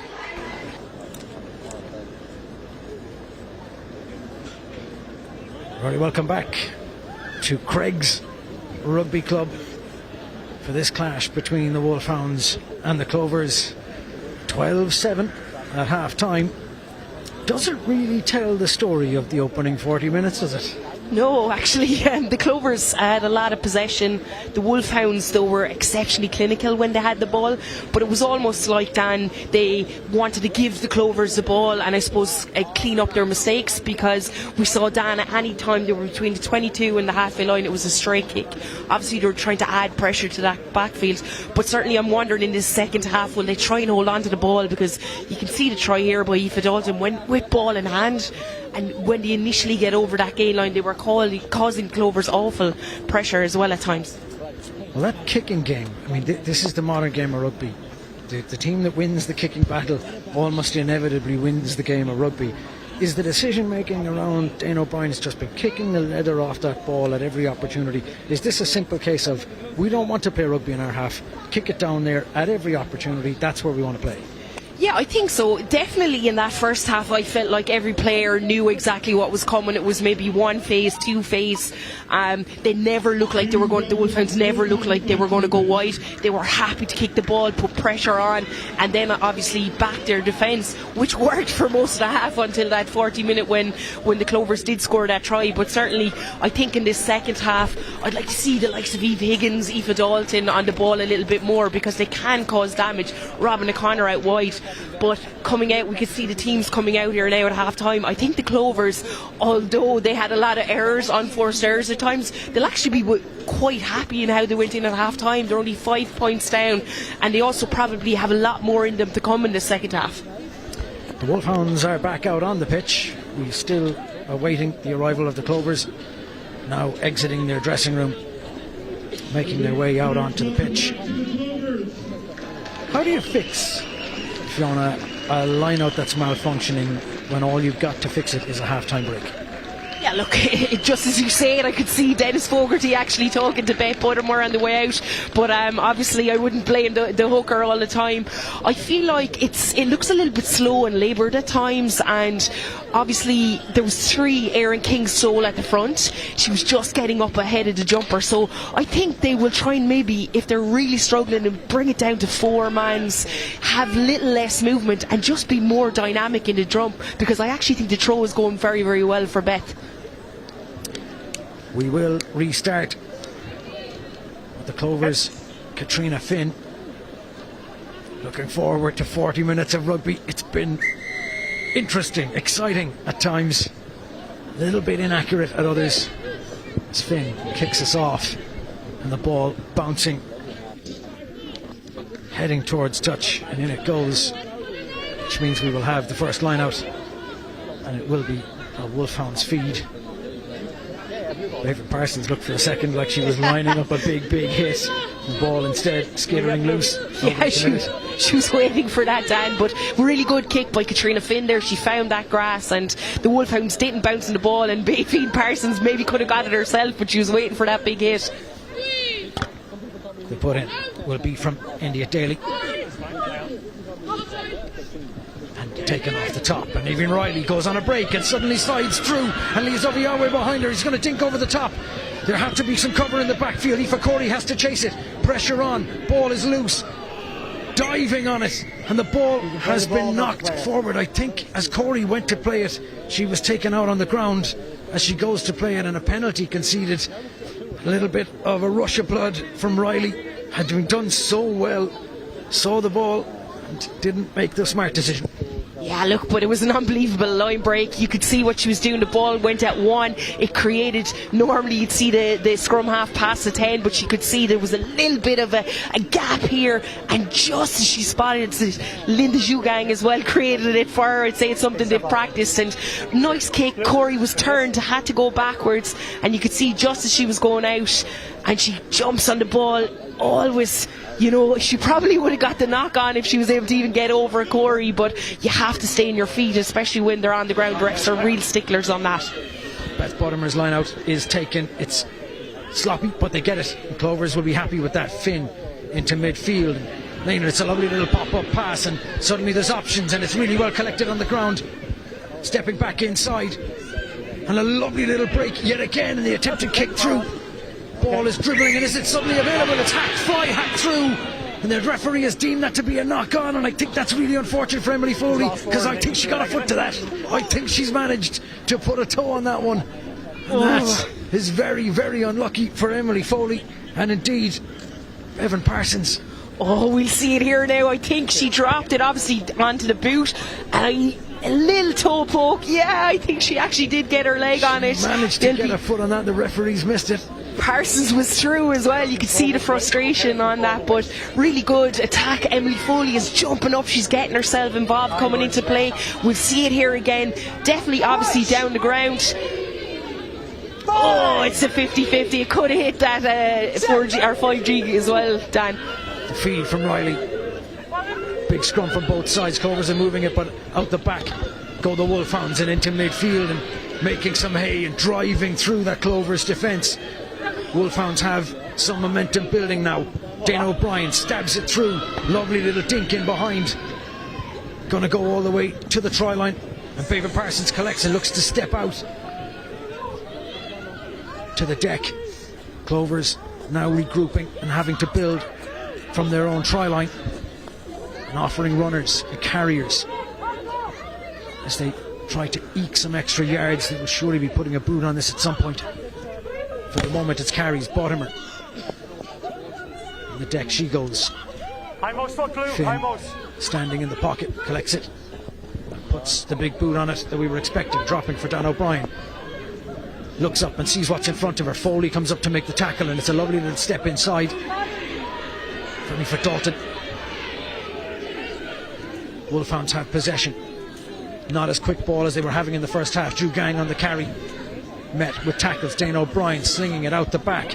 Daly stepping inside, and up to the 22 go the Wolfhounds. Riley to O'Brien. O'Brien goes out the back door. It's through the hands, and Flood has it. Stepping back inside, Stacey Flood. To the ground she goes. Ball is a little loose but collected. Big carry. Clear balls that time. Dane O'Brien flinging it out the side and onto the wing, and the Wolfhounds looking to build this momentum. They're quite cohesive in their attack. And the Smith in the carry. Drew Gang collects a ball that's been spilled just backwards, and Drew Gang steps back inside into traffic to the deck. She goes. Clovers not contesting that one on the ground, staying up, and ball is loose, collected, and still the Wolfhounds making ground, even if some of the passes are a little inaccurate. Heading towards that Clovers try line through multiple phases. Riley picking it up off the deck, and a lovely little sprint back inside, stepping this way and that to the deck, and Wolfhounds on the go, and it's been knocked forward, and phase after phase after phase. They controlled it so well, and Drew Gang picking it, and it looks as though she spilled it forward on the carry. Yeah, Aoife Dalton had a lovely break, and then we can see her here, her footwork in around that contact area. I think they're calling that there was probably hands in the ruck.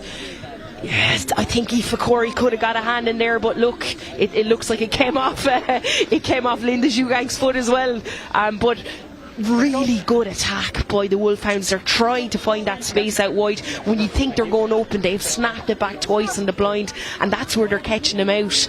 It's that gain line carries. The likes of Maggie Boylan in the second half has had two big huge carries, one off a line out. It's very rare you see your 11 trucking it up the middle, but she's such a powerful ball carrier, very hard to stop. Quick as well, very strong, standing up. This is a huge scrum from the Wolfhounds, sending the Clovers backwards. They've managed to just about get it out and get it clear. Adams Verling on the carry. Much more rucking. Elaine gives it back to Katrina Finn, and Finn's kick is going to bounce in front of Flood. Collected at the 10, and Flood looks up and sees what's in front. Steps inside, is tackled, brought to ground. Ball is available. Riley has it for Drew Gang. Daly on her shoulder. Riley into midfield and had to be checked, and Dane O'Brien is going to go for the crossfield kick, and that one just a little bit too far in front, and really well collected from Aoife Corey, and Corey puts a boot on it, dropping around the 10. Dane O'Brien gets hands on it and returns the kick. It's a big one, drops at the edge of the 22. Katrina Finn has it, the opposite number, stepping out of one tackle. To the deck she goes. Good return from the 10. Clovers offering themselves. Jane Closey getting through some work. That one looks to be stood up a little bit too high, but just about managing to get on the ground. Sive McGrath, and has made yards for Clovers. Linda Jugang making an absolute nuisance of herself. Lane picks it and goes and has a little snipe. Can't get there. Turns, presents the ball. Finn acting as scrum half, popping it inside. Murphy stepping this way and that. Really good work from the 12, making huge yards in the contact. Lane, Faith Oviawe stepping back inside, shrugs off one tackle, popping it to Lane. Lane back into midfield. And is there options? Punching holes. McGrath again. Ball is on the deck. Finn. And out the back they go, and it's awkward and a little bit sloppy. Clovers have to build, having lost 10 yards or so. They've done so well to make those yards, now losing ground. Going backwards, all the way back to the 10. Referee says ball was knocked back. Yeah, I think Niamh Briggs thinks it was deliberate knock on there. She's calling to the referee. Katrina Finn with the kick. Dane O'Brien's waiting for it, collects it. That one perhaps a little aimless, and Dane O'Brien puts one back. Drops and awkwardly in front of Corey. And the referee is saying play on, no knock on coming. We thought there would be one. Finn trying to step out of tackles and does manage to get out of two, but is stopped. Hindmost, please. Aoife Corey getting away with that one somewhat. Clovers still have it. Yeah, I think he owes her one from that first half when she didn't get that one that went backwards, maybe. Beth Bottomer on the carry, and she's isolated now. Off your feet, leave it, Blue. Players not supporting their own weight, and that ball not available. Potentially a penalty. Referee is saying to just play on. And Clover is looking to smash and go, and it's a huge carry from Adams Verling. On the open side, Katrina Finn on the carry, and a lovely little offload, and suddenly Clovers have numbers coming through. Onto the wing they go. That's a super carry from Anna McGann. Clovers showing a little bit more cohesion. It's ferocious at the breakdown of Clover. The Wolfhounds have managed to turn it over. Dan O'Brien knows there's nobody home. Katrina Finn has managed to recover back in. Backwards. Knocks it backwards to the edge of the 22, collects it, and starts running back, spins it to Bevan Parsons. Parsons driving her legs, making a yard or two. Another big carry. It is ferocious on the deck in these rocks. Finn, Murphy, she's got to ground. Lane, Finn thinks there's a gap, and there is, and a lovely offload, and Oviawe has it, stepping outside, back in, Corey popping it to Lane. Lane is on the deck and Corey's there, but there's no support, and the numbers powering through for the Wolfhounds, and they've managed to turn that over. Corey entirely isolated, and that is an outstanding turnover from Sive McGrath, getting herself over that one to turn it back over. The Clovers had lost that possession, isolated, and McGrath does them a big favour. Yeah, there was a big passage of play. You could see Maggie boiling down, Katrina Finn there, Emily Lane telling them exactly she was annoyed that nobody was in that ruck. But what about that turnover from Sive McGrath? Just on it, so low, couldn't move her, and the referee had to give that penalty. Brilliant by her. It's outstanding technique from Sive McGrath. Yeah, this is the Emily Lane one. I could hear her shouting at her teammates. Poor Aoife Corey was stuck on her own, and well spotted by Poppy Garvey as well. But look at the technique here. Latches onto the ball. Linda couldn't move her with someone coming in from behind as well. Brilliant. We do have a break in play. Katrina Finn is receiving some treatment on the ground. You hope she's okay to continue. Slow getting to her feet. Yeah, we hopefully she's okay. She's actually, her kicking game has been outstanding at times. She looks a little bit frustrated, but she's someone I've coached and someone who will try and force herself and get herself back in that game. Well, she is a little ginger getting to her feet, explaining to the referee she's had an issue. Sorry guys, 1 second, I'm not back on yet.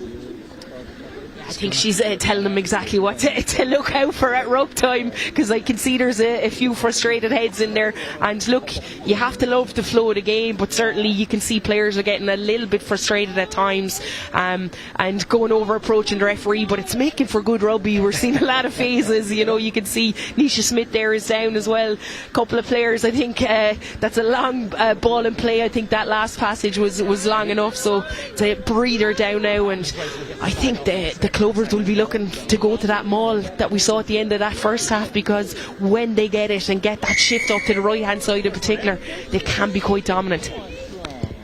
Katrina Finn's penalty takes play up towards the edge of the 22. Here we go.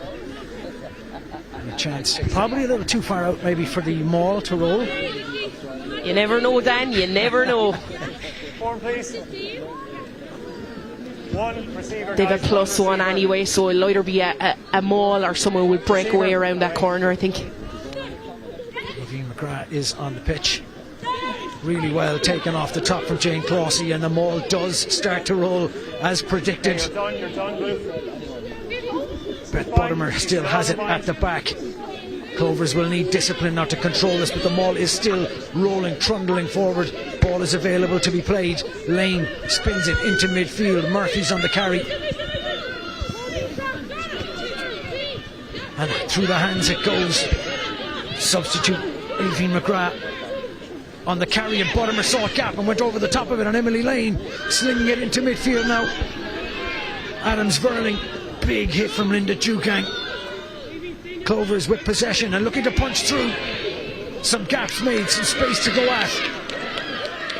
Ball was turned over, ripped on the ground. Excellent defensive work from the Wolfhounds. They've managed to collect that one, turn it over, and a big clearing kick is going to go all the way into touch at the halfway line. Katrina Finn takes it quickly and finds Foley, and the referee says nope, you can't have the quick one. That was unbelievable by Maggie Boylan. I thought it, when I looked up, I thought it was Dan O'Brien, but just a great clearance kick from Maggie. I don't think I've ever seen her do that before. But what about that turnover from Robin O'Connor? Here you can see it. She'll be delighted with that one. I think you could see a smile on her face as she was running up for that chase down.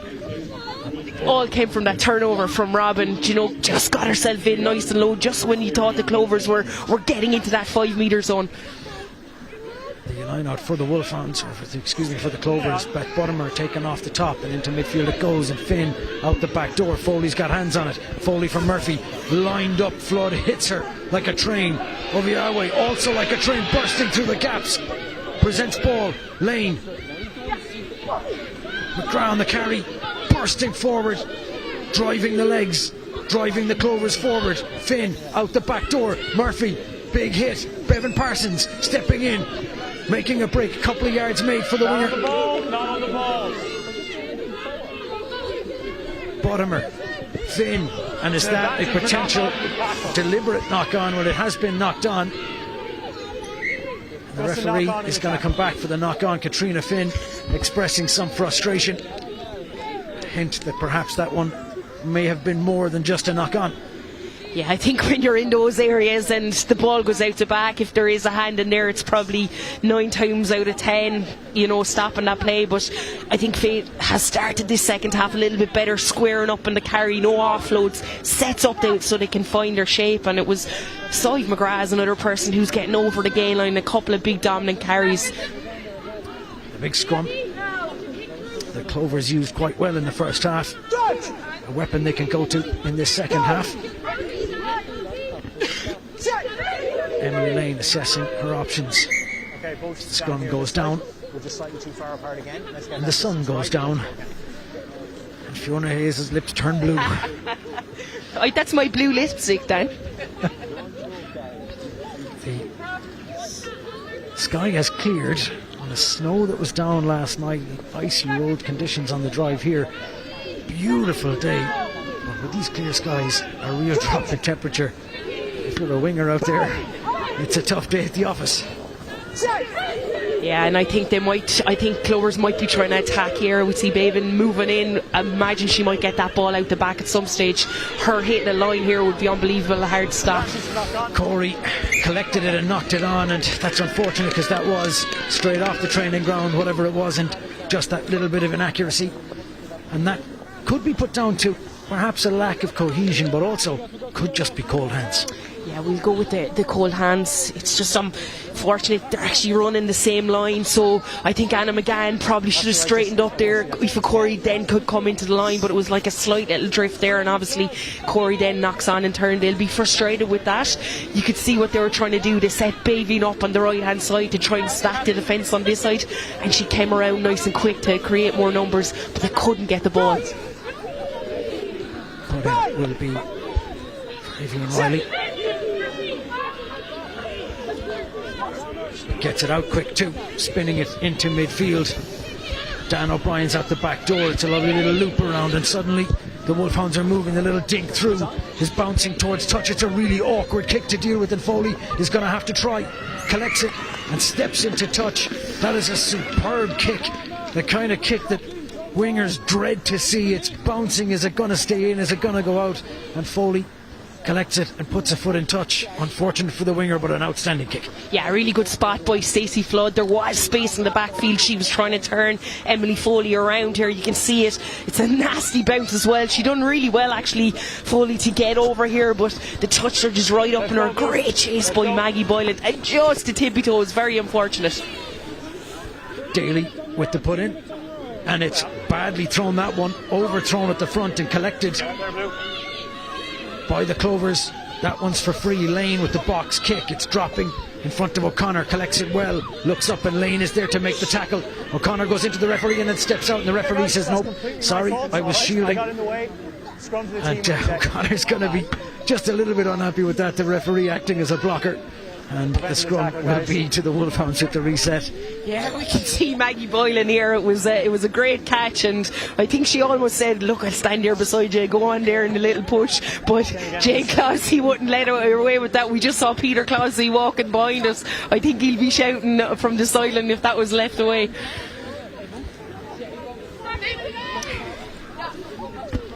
It's been a few more scrums this half than we had in the first half. For the Wolfhounds, a massive improvement in that scrum. Yeah, much better. Riley with the feed and collects it at the back. It goes into midfield with a big pass, and there's numbers up and stepping inside. Lovely little step. Wolfhounds pouring through. Slower ball this time than they had in the first half. That's a big rampaging run from Claire Bowles. Dane O'Brien. Flood dinking it in behind, collected in the backfield.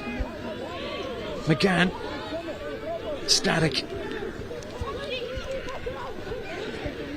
And the Clovers have possession back. They haven't had the territory this half like they had in the first. Still just the one score game.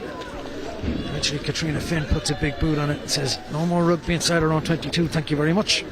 Yeah, but I think they'll be happier with how their own line out has gone, how their defence looks. You can see they're bringing a lot more aggression. See a couple of times that the Wolfhounds have gotten through that line, has been through little dinks through it, hasn't been through big carries, whereas the first half they were overpowering them sometimes. So if you can see closely from this Clovers team, what they've decided to do is, instead of having some of those double hits, they're just leaving them off, one-off hits, fanning out and getting up in their face, which is working well for them for the last 20 minutes. Well, they certainly overcommitted once or twice in the first half, and that just creates space. The Wolfhounds were happy to exploit. Yeah, it's always, when you're around here 60 minutes and there's only 5 points in it, it's always that territory, who scores next. If it's the Wolfhounds, it can be hard to come back from that. Those 2 tries down, but certainly if the Clovers can get a try, I think they'll be really putting pressure under the Wolfhounds big time. Eve Higgins is receiving treatment on the ground, the centre, and what a centre. Outstanding Irish international. Kind of player who can generate something from nothing. Okay, so let's go one rock, please. Seems to be good to continue. Yeah, I saw her down for a couple of minutes. I was a little bit worried, but certainly we know exactly what she can do in attack. Probably haven't seen it as much as I'd like to have seen it in the game so far. They seem to be spinning out wide and maybe skipping her, but hopefully she can get herself involved. The line out is overthrown. It's sloppy and then knocked on at the back from the Clovers. That one was for free for the Clovers. Line out malfunctioning, but then spilled at the back. I think not expecting the ball to arrive. Yeah, I think the tables have reversed. We've jinxed India Daly. I was just going to say she's having an absolutely superb game. Unfortunate knock on there from Adams Verling, but India Daly has been superb. But the last couple of ones, I think, is communication. She's thrown a little bit early. There hasn't been movement, and both have not had a lift either. So they'll be really frustrated with that. Scrum is a very good attacking position. I think Evie Riley's been doing really well is getting that ball out of that scrum quite quickly. It's in and it's out before pressure can come on. Picked and going, and Evie Riley has it. And Riley going around the outside and looking for some space down that wing and managing to break out a tackle to get the offload somehow or other. And the Wolfhounds are into the 22 as Jugan goes for the carry, makes some yards and goes to ground. Riley wants it, has to dig for it, popping it outside.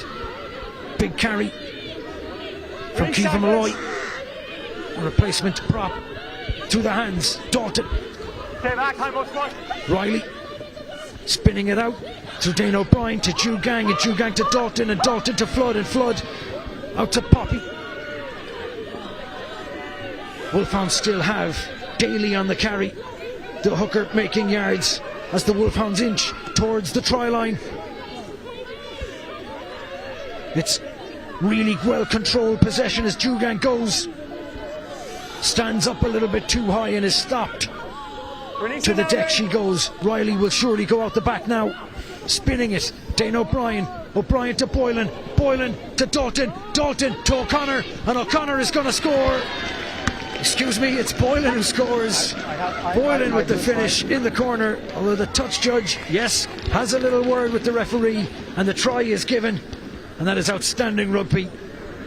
Yeah, what a second half Maggie Boylan is having. She's been unbelievable. Even that kick we saw earlier, but she's constantly got her hand out here in the wing, and just a super pass. Really well done by Stacey Flood. She squares up the defence and gives it out to her just down. I think she's given the nod there to Touchy anyway, but really good attack. It's the speed that Hivian Riley is getting that ball out. It's putting the Clovers under massive, massive pressure. Well, very similar to the try scored in the first half, compressing the defence and then going to width, stretching them out. It's basic rugby, but it's effective rugby. Yeah, and probably not as much space there. They had to really, get in the corner. So you can see the Clovers' defence has improved a little bit. But when they get that ball so quickly, they don't overuse their forwards. They give it to Dan O'Brien, Eve Higgins, those big passes. Dan O'Brien's kick was accurate and just short, dropping under the crossbar. The direction was perfect for it, just losing and dropping short. And now 17-7, and with only 15 minutes left to go, considering how little territory the Clovers have had, it's difficult to see how they're going to come back into this one. Yeah, and I'm just looking at that.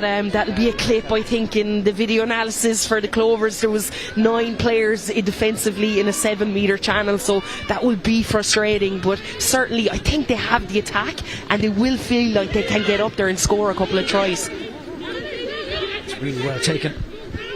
Cleva Malloy was instantly hit.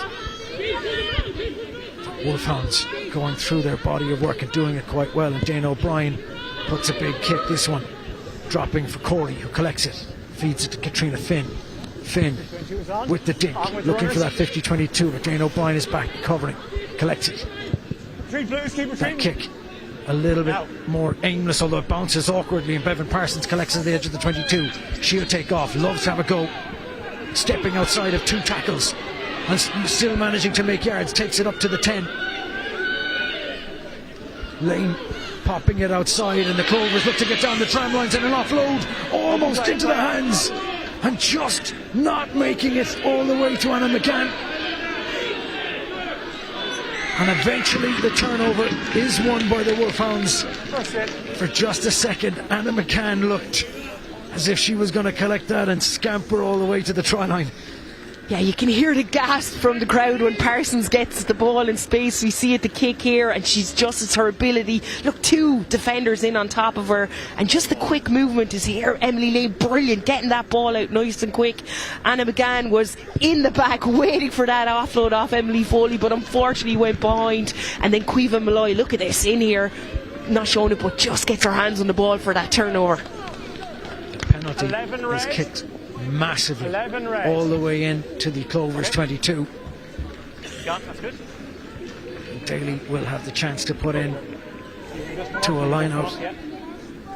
Once again, the Wolfhounds have been so economical, so effective with possession in the Clovers 22. No one contested, so not crooked, and into midfield it goes, and suddenly the Wolfhounds can smell that line again, trundling towards it. It's a big carry from Kate Jordan, who's been involved, and Linda Jugang goes to ground, and has Lane managed to get over and turn that one over? She has. It's Jane Clausen who managed to get the body position low, get hands on that ball, and forced the turnover. Dewgang just a little isolated. Yeah, really well done by Clossie. I think the referee had to give her, I've seen that look before in training, and you have to give that penalty when they're on the ball there, otherwise Jane wouldn't have been happy. But look, she stayed out, the perfect type of poach. There's actually been some exceptional poaching done today. You might say that maybe the connections are off and how they're attacking, but I think the players are really waiting for those isolated runners and going after this. Back Buttimer to the front. Better line out from the Clovers. And into midfield and on the carry. Adams Verling. Drop back. Drop back, and a big clearing kick is going to drop awkwardly but collected really well for Boylan. Boylan going again, bursting through the gap. Lane looks to get on it. That's good resourcing of the ruck from the Wolfhounds, and into midfield, and Daly is on the carry. Stopped by McGrath. Big tackle from the prop. Jane O'Brien out the back door, and it's Higgins, and Higgins spies a gap and shoots through it. This is what she's capable of. Eve Higgins goes all the way. We talked about how dangerous she is, and that's exactly what she could do. Higgins spies the gap, turns on the afterburners, heads for the try line. Super individual score. Yeah, that's unbelievable by Eve Higgins. That's what she does. She just waits for her moment, creates the gap, and it's the way she carries the ball. She squares up. Defenders don't know whether she's going to pass it or else carry herself. Really well done here. You can see that gap. She has her eyes on it. You see Katrina Finn has shot up, and there was no way Aoife Dalton was getting that ball. Brilliant by Higgins. An outstanding score. We had just been talking about what she can create and what she's capable of creating. All you have to show is half an inch of a gap. She saw Katrina Finn just slightly out of position. She saw the defence drifting, the threat of Dalton on her right shoulder, and she punched right through that gap. Has finished a fine score for the Wolfhounds to make it 22-7.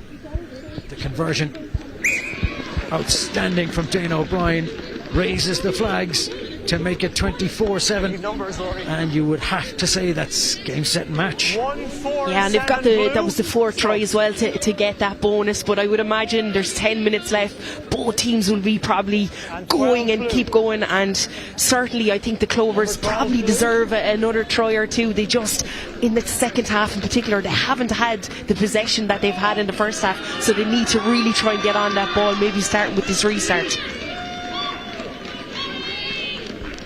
Bench is being emptied, and Maggie Boylan comes out. Time those runs, everybody, both sides.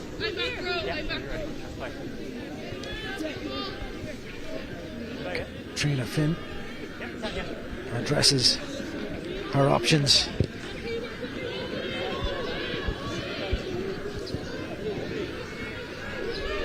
Really well collected as the Wolfhounds look to see this game out. Less than 10 minutes on the clock, but they won't give up running this one.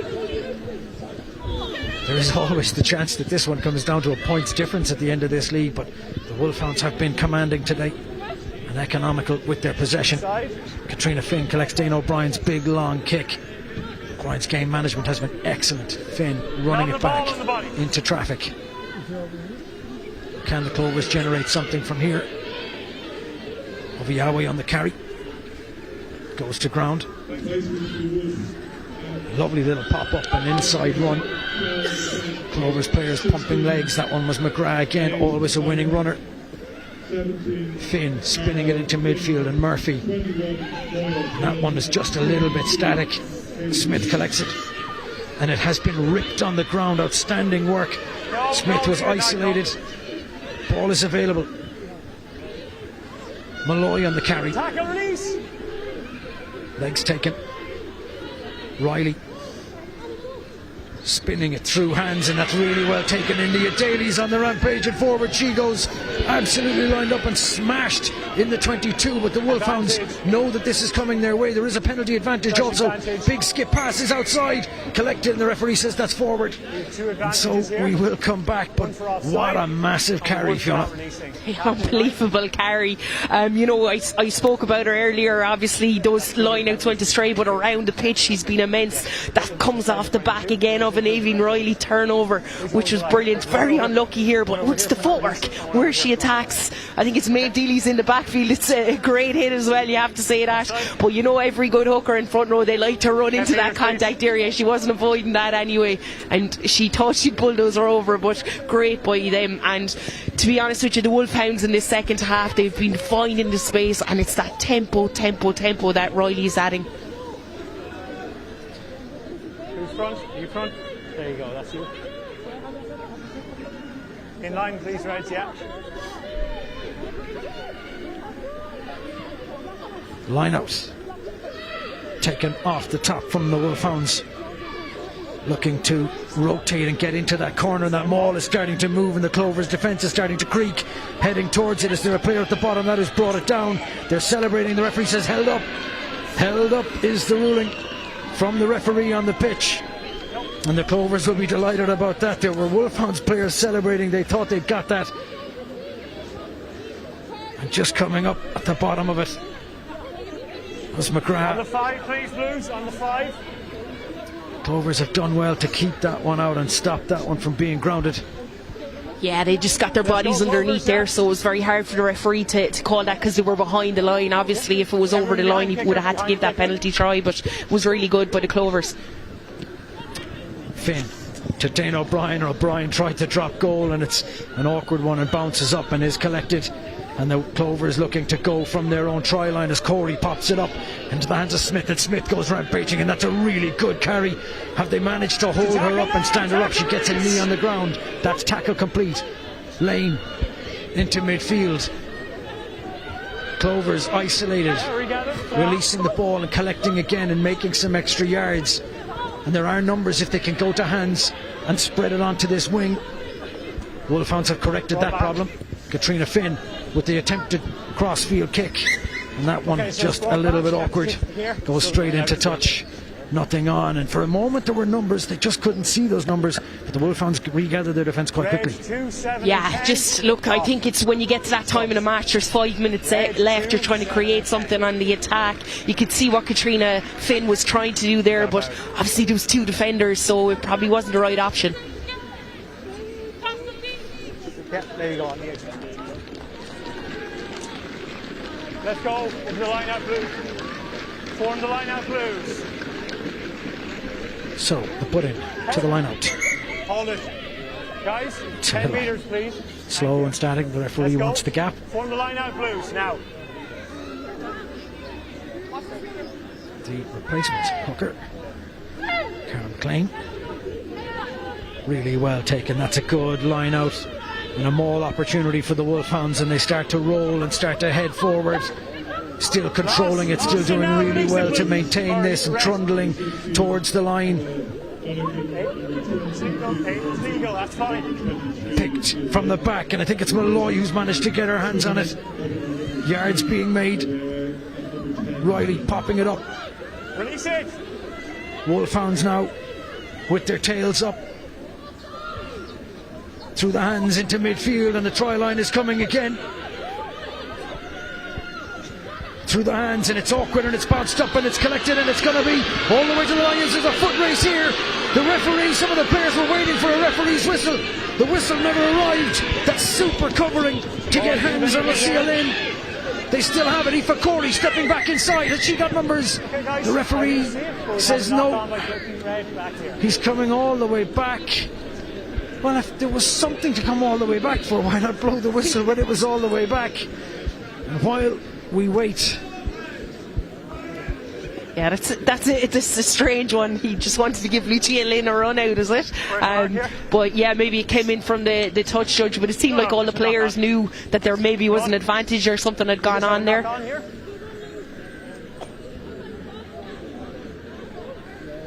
Okay, so hold on, let's just take the time here. So what you're saying is, well, since we have a little bit of a break in play, we will go to you, Fiona Hayes, and tell us, who do you think was the player of the match? Yeah, I'll have to give a couple of mentions as well. Who was up there? I thought Aoife Corey for the Clovers was outstanding today. Adams Verling had a good couple of ball carries, but from the Wolfhounds, I just thought Maggie Boylan was exceptional, but Aoibhinn Riley, man of the match for me. Player of the game, she was unbelievable. The speed of ruck, she had a turnover, and just those line breaks as well. It's probably one of the best games I've seen her playing. She was unbelievable. level. And just as you announce her as player of the match, it looks as though she's going to make way. Or is she leaving? No, she's not. She's just moving out onto the wing, I think. Aoibhinn Riley moving out onto the wing to make some space. Yeah, you've Katie Whelan in there as well, who's a 9, and I think she's been on the wing for the last couple of phases. She came on maybe 6 minutes ago, so it gives her a shot to get in there at 9. But Riley today was just immense. Katie Whelan is a brilliant player as well, has been on the 7th circuit and is mad to play 15s. She's been playing with Old Belvedere for a couple of games, and she offers that speed the same as Riley. You would be more than familiar with her work then? Yeah, as I said, she's with the 7s. We don't see them as much as I'd like to see them. You know, she's an unbelievable player, but certainly when she stepped in for us this season, her footwork, her ability, she's played a couple on the wing for me as well, but she's an amazing 9, and she sees gaps in that defence. Well, she'll look for another gap as we tick towards the last minute. Whelan is at the back, picks and does look for the gap and sprints around the outside and is going to finish. Just as we had been talking about her looking for gaps, she picks off the back of the scrum, rolls around the outside, grounds it. The referee says nope, it's been knocked on. Commentator's curse. It has been knocked on. Yeah, the touchies are coming in a lot on these calls. I haven't seen it as much before, but look, I think at the time there was a little bit of a foot. Very unlucky, actually. It looks like she does grab it, but that's what I'm talking about. She backs herself in space, and her ability to go around 2 players there, very unfortunate for her. I think she would have loved to end it on that try. What an appearance that would have been off the bench to finish from the base of a scrum. Instead, it will be the Clovers scrum inside their own 22. The final 30 seconds of this game. The feed. As Clovers look to go from inside their own 22. It's a lovely carry from Smith into the ground. She goes. Lane. That's fine. No hands up, Wolfhounds still working hard, still making nuisances of themselves at the breakdown, still giving this everything. Ball dropped back into the pocket and a big clearing exit to take it outside the 22. And as we've tipped over the 80-minute mark, this will be the final play of the game. A kick finding touch just before the clock ticked over 80. Just about, yeah, that was a beautiful kick by Maeve Deely. Really high up, you know. If it stayed in, I think you could have seen maybe the Clovers they were trying to attack. We've Parsons in this swing who was crying out for one of those up and overs to finish off the game, but it just gives the Wolfhounds a chance to attack now one more time. We've seen them try to maul from the edge of a 22 before. They will probably go for it again, and that one looked to have been spilled forward. It has been knocked on, and I think that is going to be that. Well, the referee says we will play this one on.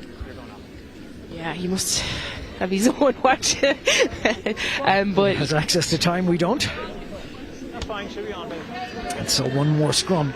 Yeah, but just even there, that line in particular, I know there was a knock on, but how quick was Claire Bowes to jump on that ground? I think at times maybe that Clovers pack will be disappointed at their speed of reaction on loose balls. You can see by them minute it dropped, Claire Bowes on it straight away, and it happened Poppy Garvey another time. There was just a few big moments in the games where they'll review that and see how can I get that more awareness around it.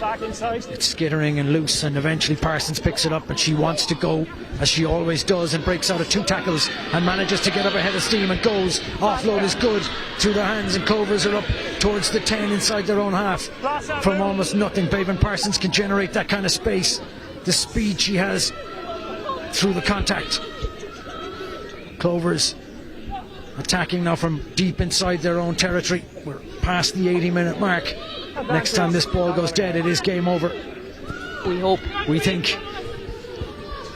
Clovers out the back door and the players isolated, and Murphy was offside and players not rolling away. That's a little bit. Murphy looks to be in some discomfort on the ground. Yeah, Aoife Dalton is an unbelievable reader of the game in defence, and you can see obviously the penalty advantage from earlier, but Dalton just comes up so quickly to cut out that. I think that she's okay. Murphy. Referee. Yeah, it certainly does look like a dead leg to me. You can see she was in pain, and you know, having Aoife Dalton's hard shoulder hit you right in that money spot is never good.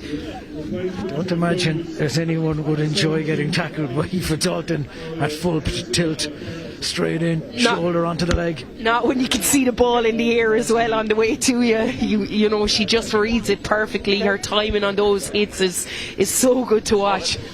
Back to her feet though. Hardy is Niamh Murphy. She's certainly been a player this season who's impressed me with Galwegians and has earned her spot here to start at 12. And I thought when she got the ball in space, obviously Dalton has been brilliant at shutting it down, but when she's gotten the ball in space, her leg drive, her ability to get to the outside shoulder is really good. And I think as this tournament goes on, this Celtic Challenge, you will see her grow more into that 12 position. It's a huge value to the players in terms of development, as well as the strength of the competition itself. The line-out is not great, but it is returned on the Clovers side just about, and they will still have one more chance to attack into midfield. Deely has to check back inside. This player's waiting, and it's Dane O'Brien who makes the hit from the base, looking to attack, and McCann isolated through the hands. Still the Clovers working. It's replacement. Donegan. Deely with the kick over the top. It's bouncing around the 10. It's split between two players, and Flood collects it. Has a look up. Sees what's in front. Lovely pass inside. Release it now. Daly on the carry. Clovers having to work. Still past the 80-minute mark. It's through hands, and another big carry, another big hit. Making nuisance of themselves, and Dane O'Brien with the crossfield kick. This one heading towards the 22, collected by Deely. Superb collect from the replacement, but she's caught in possession. Clovers resourcing a ruck inside their own 22. Possession has changed hands yet again. These teams apparently unwilling to end this match. Yeah, I think Aoife Corey will finish it off there with that kick. And that should be that. Aoife Corey puts it into touch, and that, the referee says, is that. On a cold day, full moon above us, it has been an interesting, intriguing game of rugby. Clovers will be kicking themselves for the territory and possession they had, only managing 7 points on the scoreboard. Wolfhounds will be delighted. They turned everything they had into opportunity, every opportunity into points, moved that scoreboard, and they are deserved. 24 points to 7 winners here in Craigs. Yeah, and do you know what, as well, for that Wolfhound side, there's a couple of players that haven't yet been in that international setup that are putting their hand up. I thought Maggie Boylan was outstanding on the wing today, and you can just see India Daly, you know, when she breaks that line, she's unbelievable speed, and up into a couple of lineouts, I think her throw was impeccable throughout the day as well. So certainly some of these players are really putting their hand up for that Six Nations selection.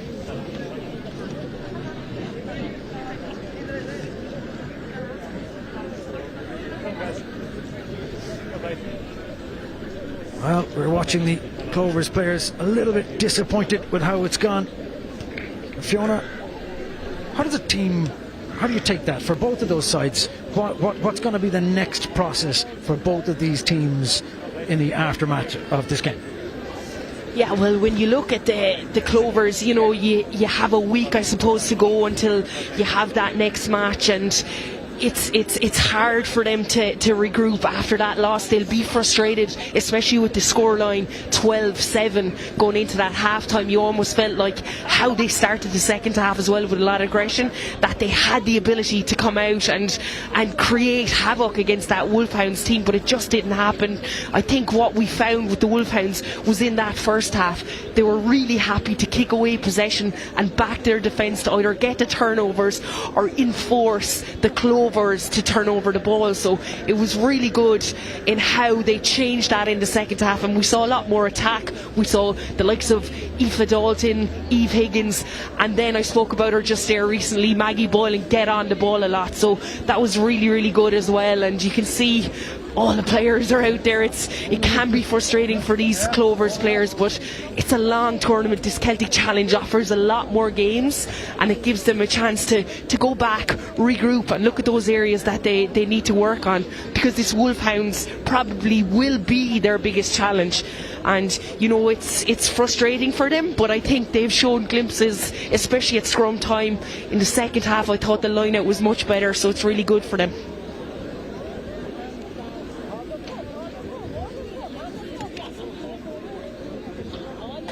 Look at that, Aoibhinn Riley. I spoke about her in that as player of the game, and it's just that ability to move the ball really quickly.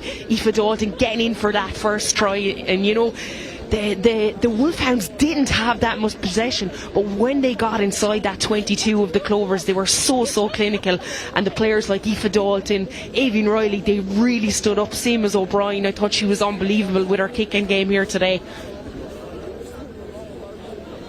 Yeah, and if we look at the build-up, I spoke about Riley. Look at that for a line break.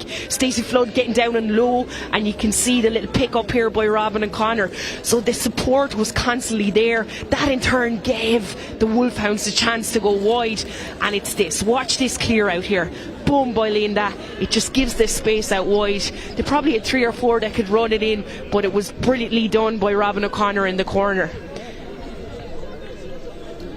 You can look at the back here. This is what will frustrate the Clovers coaching staff. You count, there's 7 metres there, probably about 9-10 players.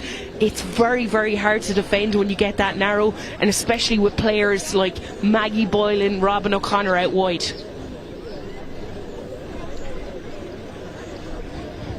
But look, this is what the Clovers can do in attack. Emily Lane, another player, Beth Buttimer, it's that pop-off is unbelievable to Adams Verling, and she gets in over the post. And when they get those connections, when they get those tip-ons, this Clovers team, they can be quite dominant, because they have big ball carriers that when they get past the gain line, you'll see it here, it's just little footwork, you can't see the pop, but Adams Verling, so athletic, is able to get in. And when you thought with those 2 tries that maybe, in that second half they could come out and go for it, but unfortunately, and well done to the Wolfhounds, they came at it. Eve Higgins, superb lifted pass here, and Stacey Flood out to Maggie Boylan in the corner. It was a bit touch and go here if she got down, but she grounds Katrina Finn probably doesn't agree, but she grounds the ball really well. And this is what I was talking about. This angle is perfect for the spacings. You can see Clovers far too narrow, and they just get caught out wide, and it's really well done by Maggie to slide in and score that in the corner.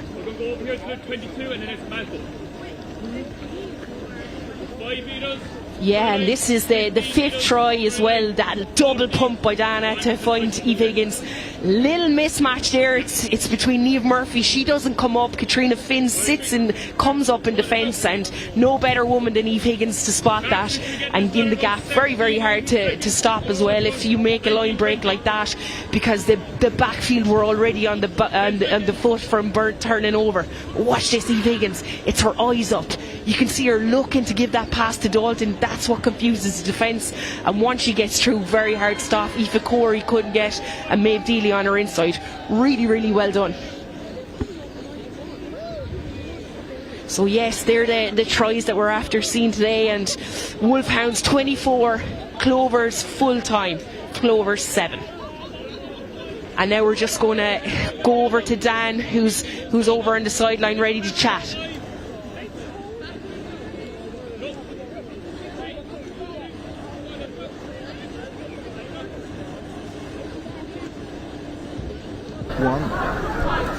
Here with the and player of the match, Riley. For the start to Aoibhinn, how did you feel it went? I mean, cracking game, obviously, out of you, good result. How do you feel it went overall? Yeah, it was great. Definitely the second half, we finally got into it properly, the flow of things. But yeah, a derby match, as Pop says, is always the part of the competition that you're looking forward to. So yeah, it's great to get the win over our neighbours, Clovers. Were you a little frustrated with how the first half went in terms of the scoreline, in terms of how often Clovers were given field position? Yeah, definitely. Like, we wanted to start strong, and I felt like we were kind of in it and then not in it. So we definitely would have liked to start better, but proud of how we came out in the second half. Neil, for you, was there chats at half time about what needed to be changed? There was a few chats, wasn't there, Aveen? Yeah, we had a few chats. Like, we just had to refocus and look at playing with the momentum we had and just fine-tune a little bit of things. I thought the second half, how they controlled it, was absolutely superb. You're a big man for game by game. This one done. Yeah. What's the focus for the next one? Well, first of all, make sure we review this, and then we'll build into next week for Edinburgh away. Aveen, in terms for you going forward, match by match as well, or do you have a kind of a bigger picture mentality? Definitely match by match. Obviously, you always want to lift the trophy at the end, but you can't get too excited. Like, you have to take every fixture as it comes. So yeah, definitely looking forward to building into the competition. A bit of bragging rights with some of the opposition players. 100%, yeah. Thank you very much. Thank you. Thank you very much. Cheers, guys. Thank you. Thank you.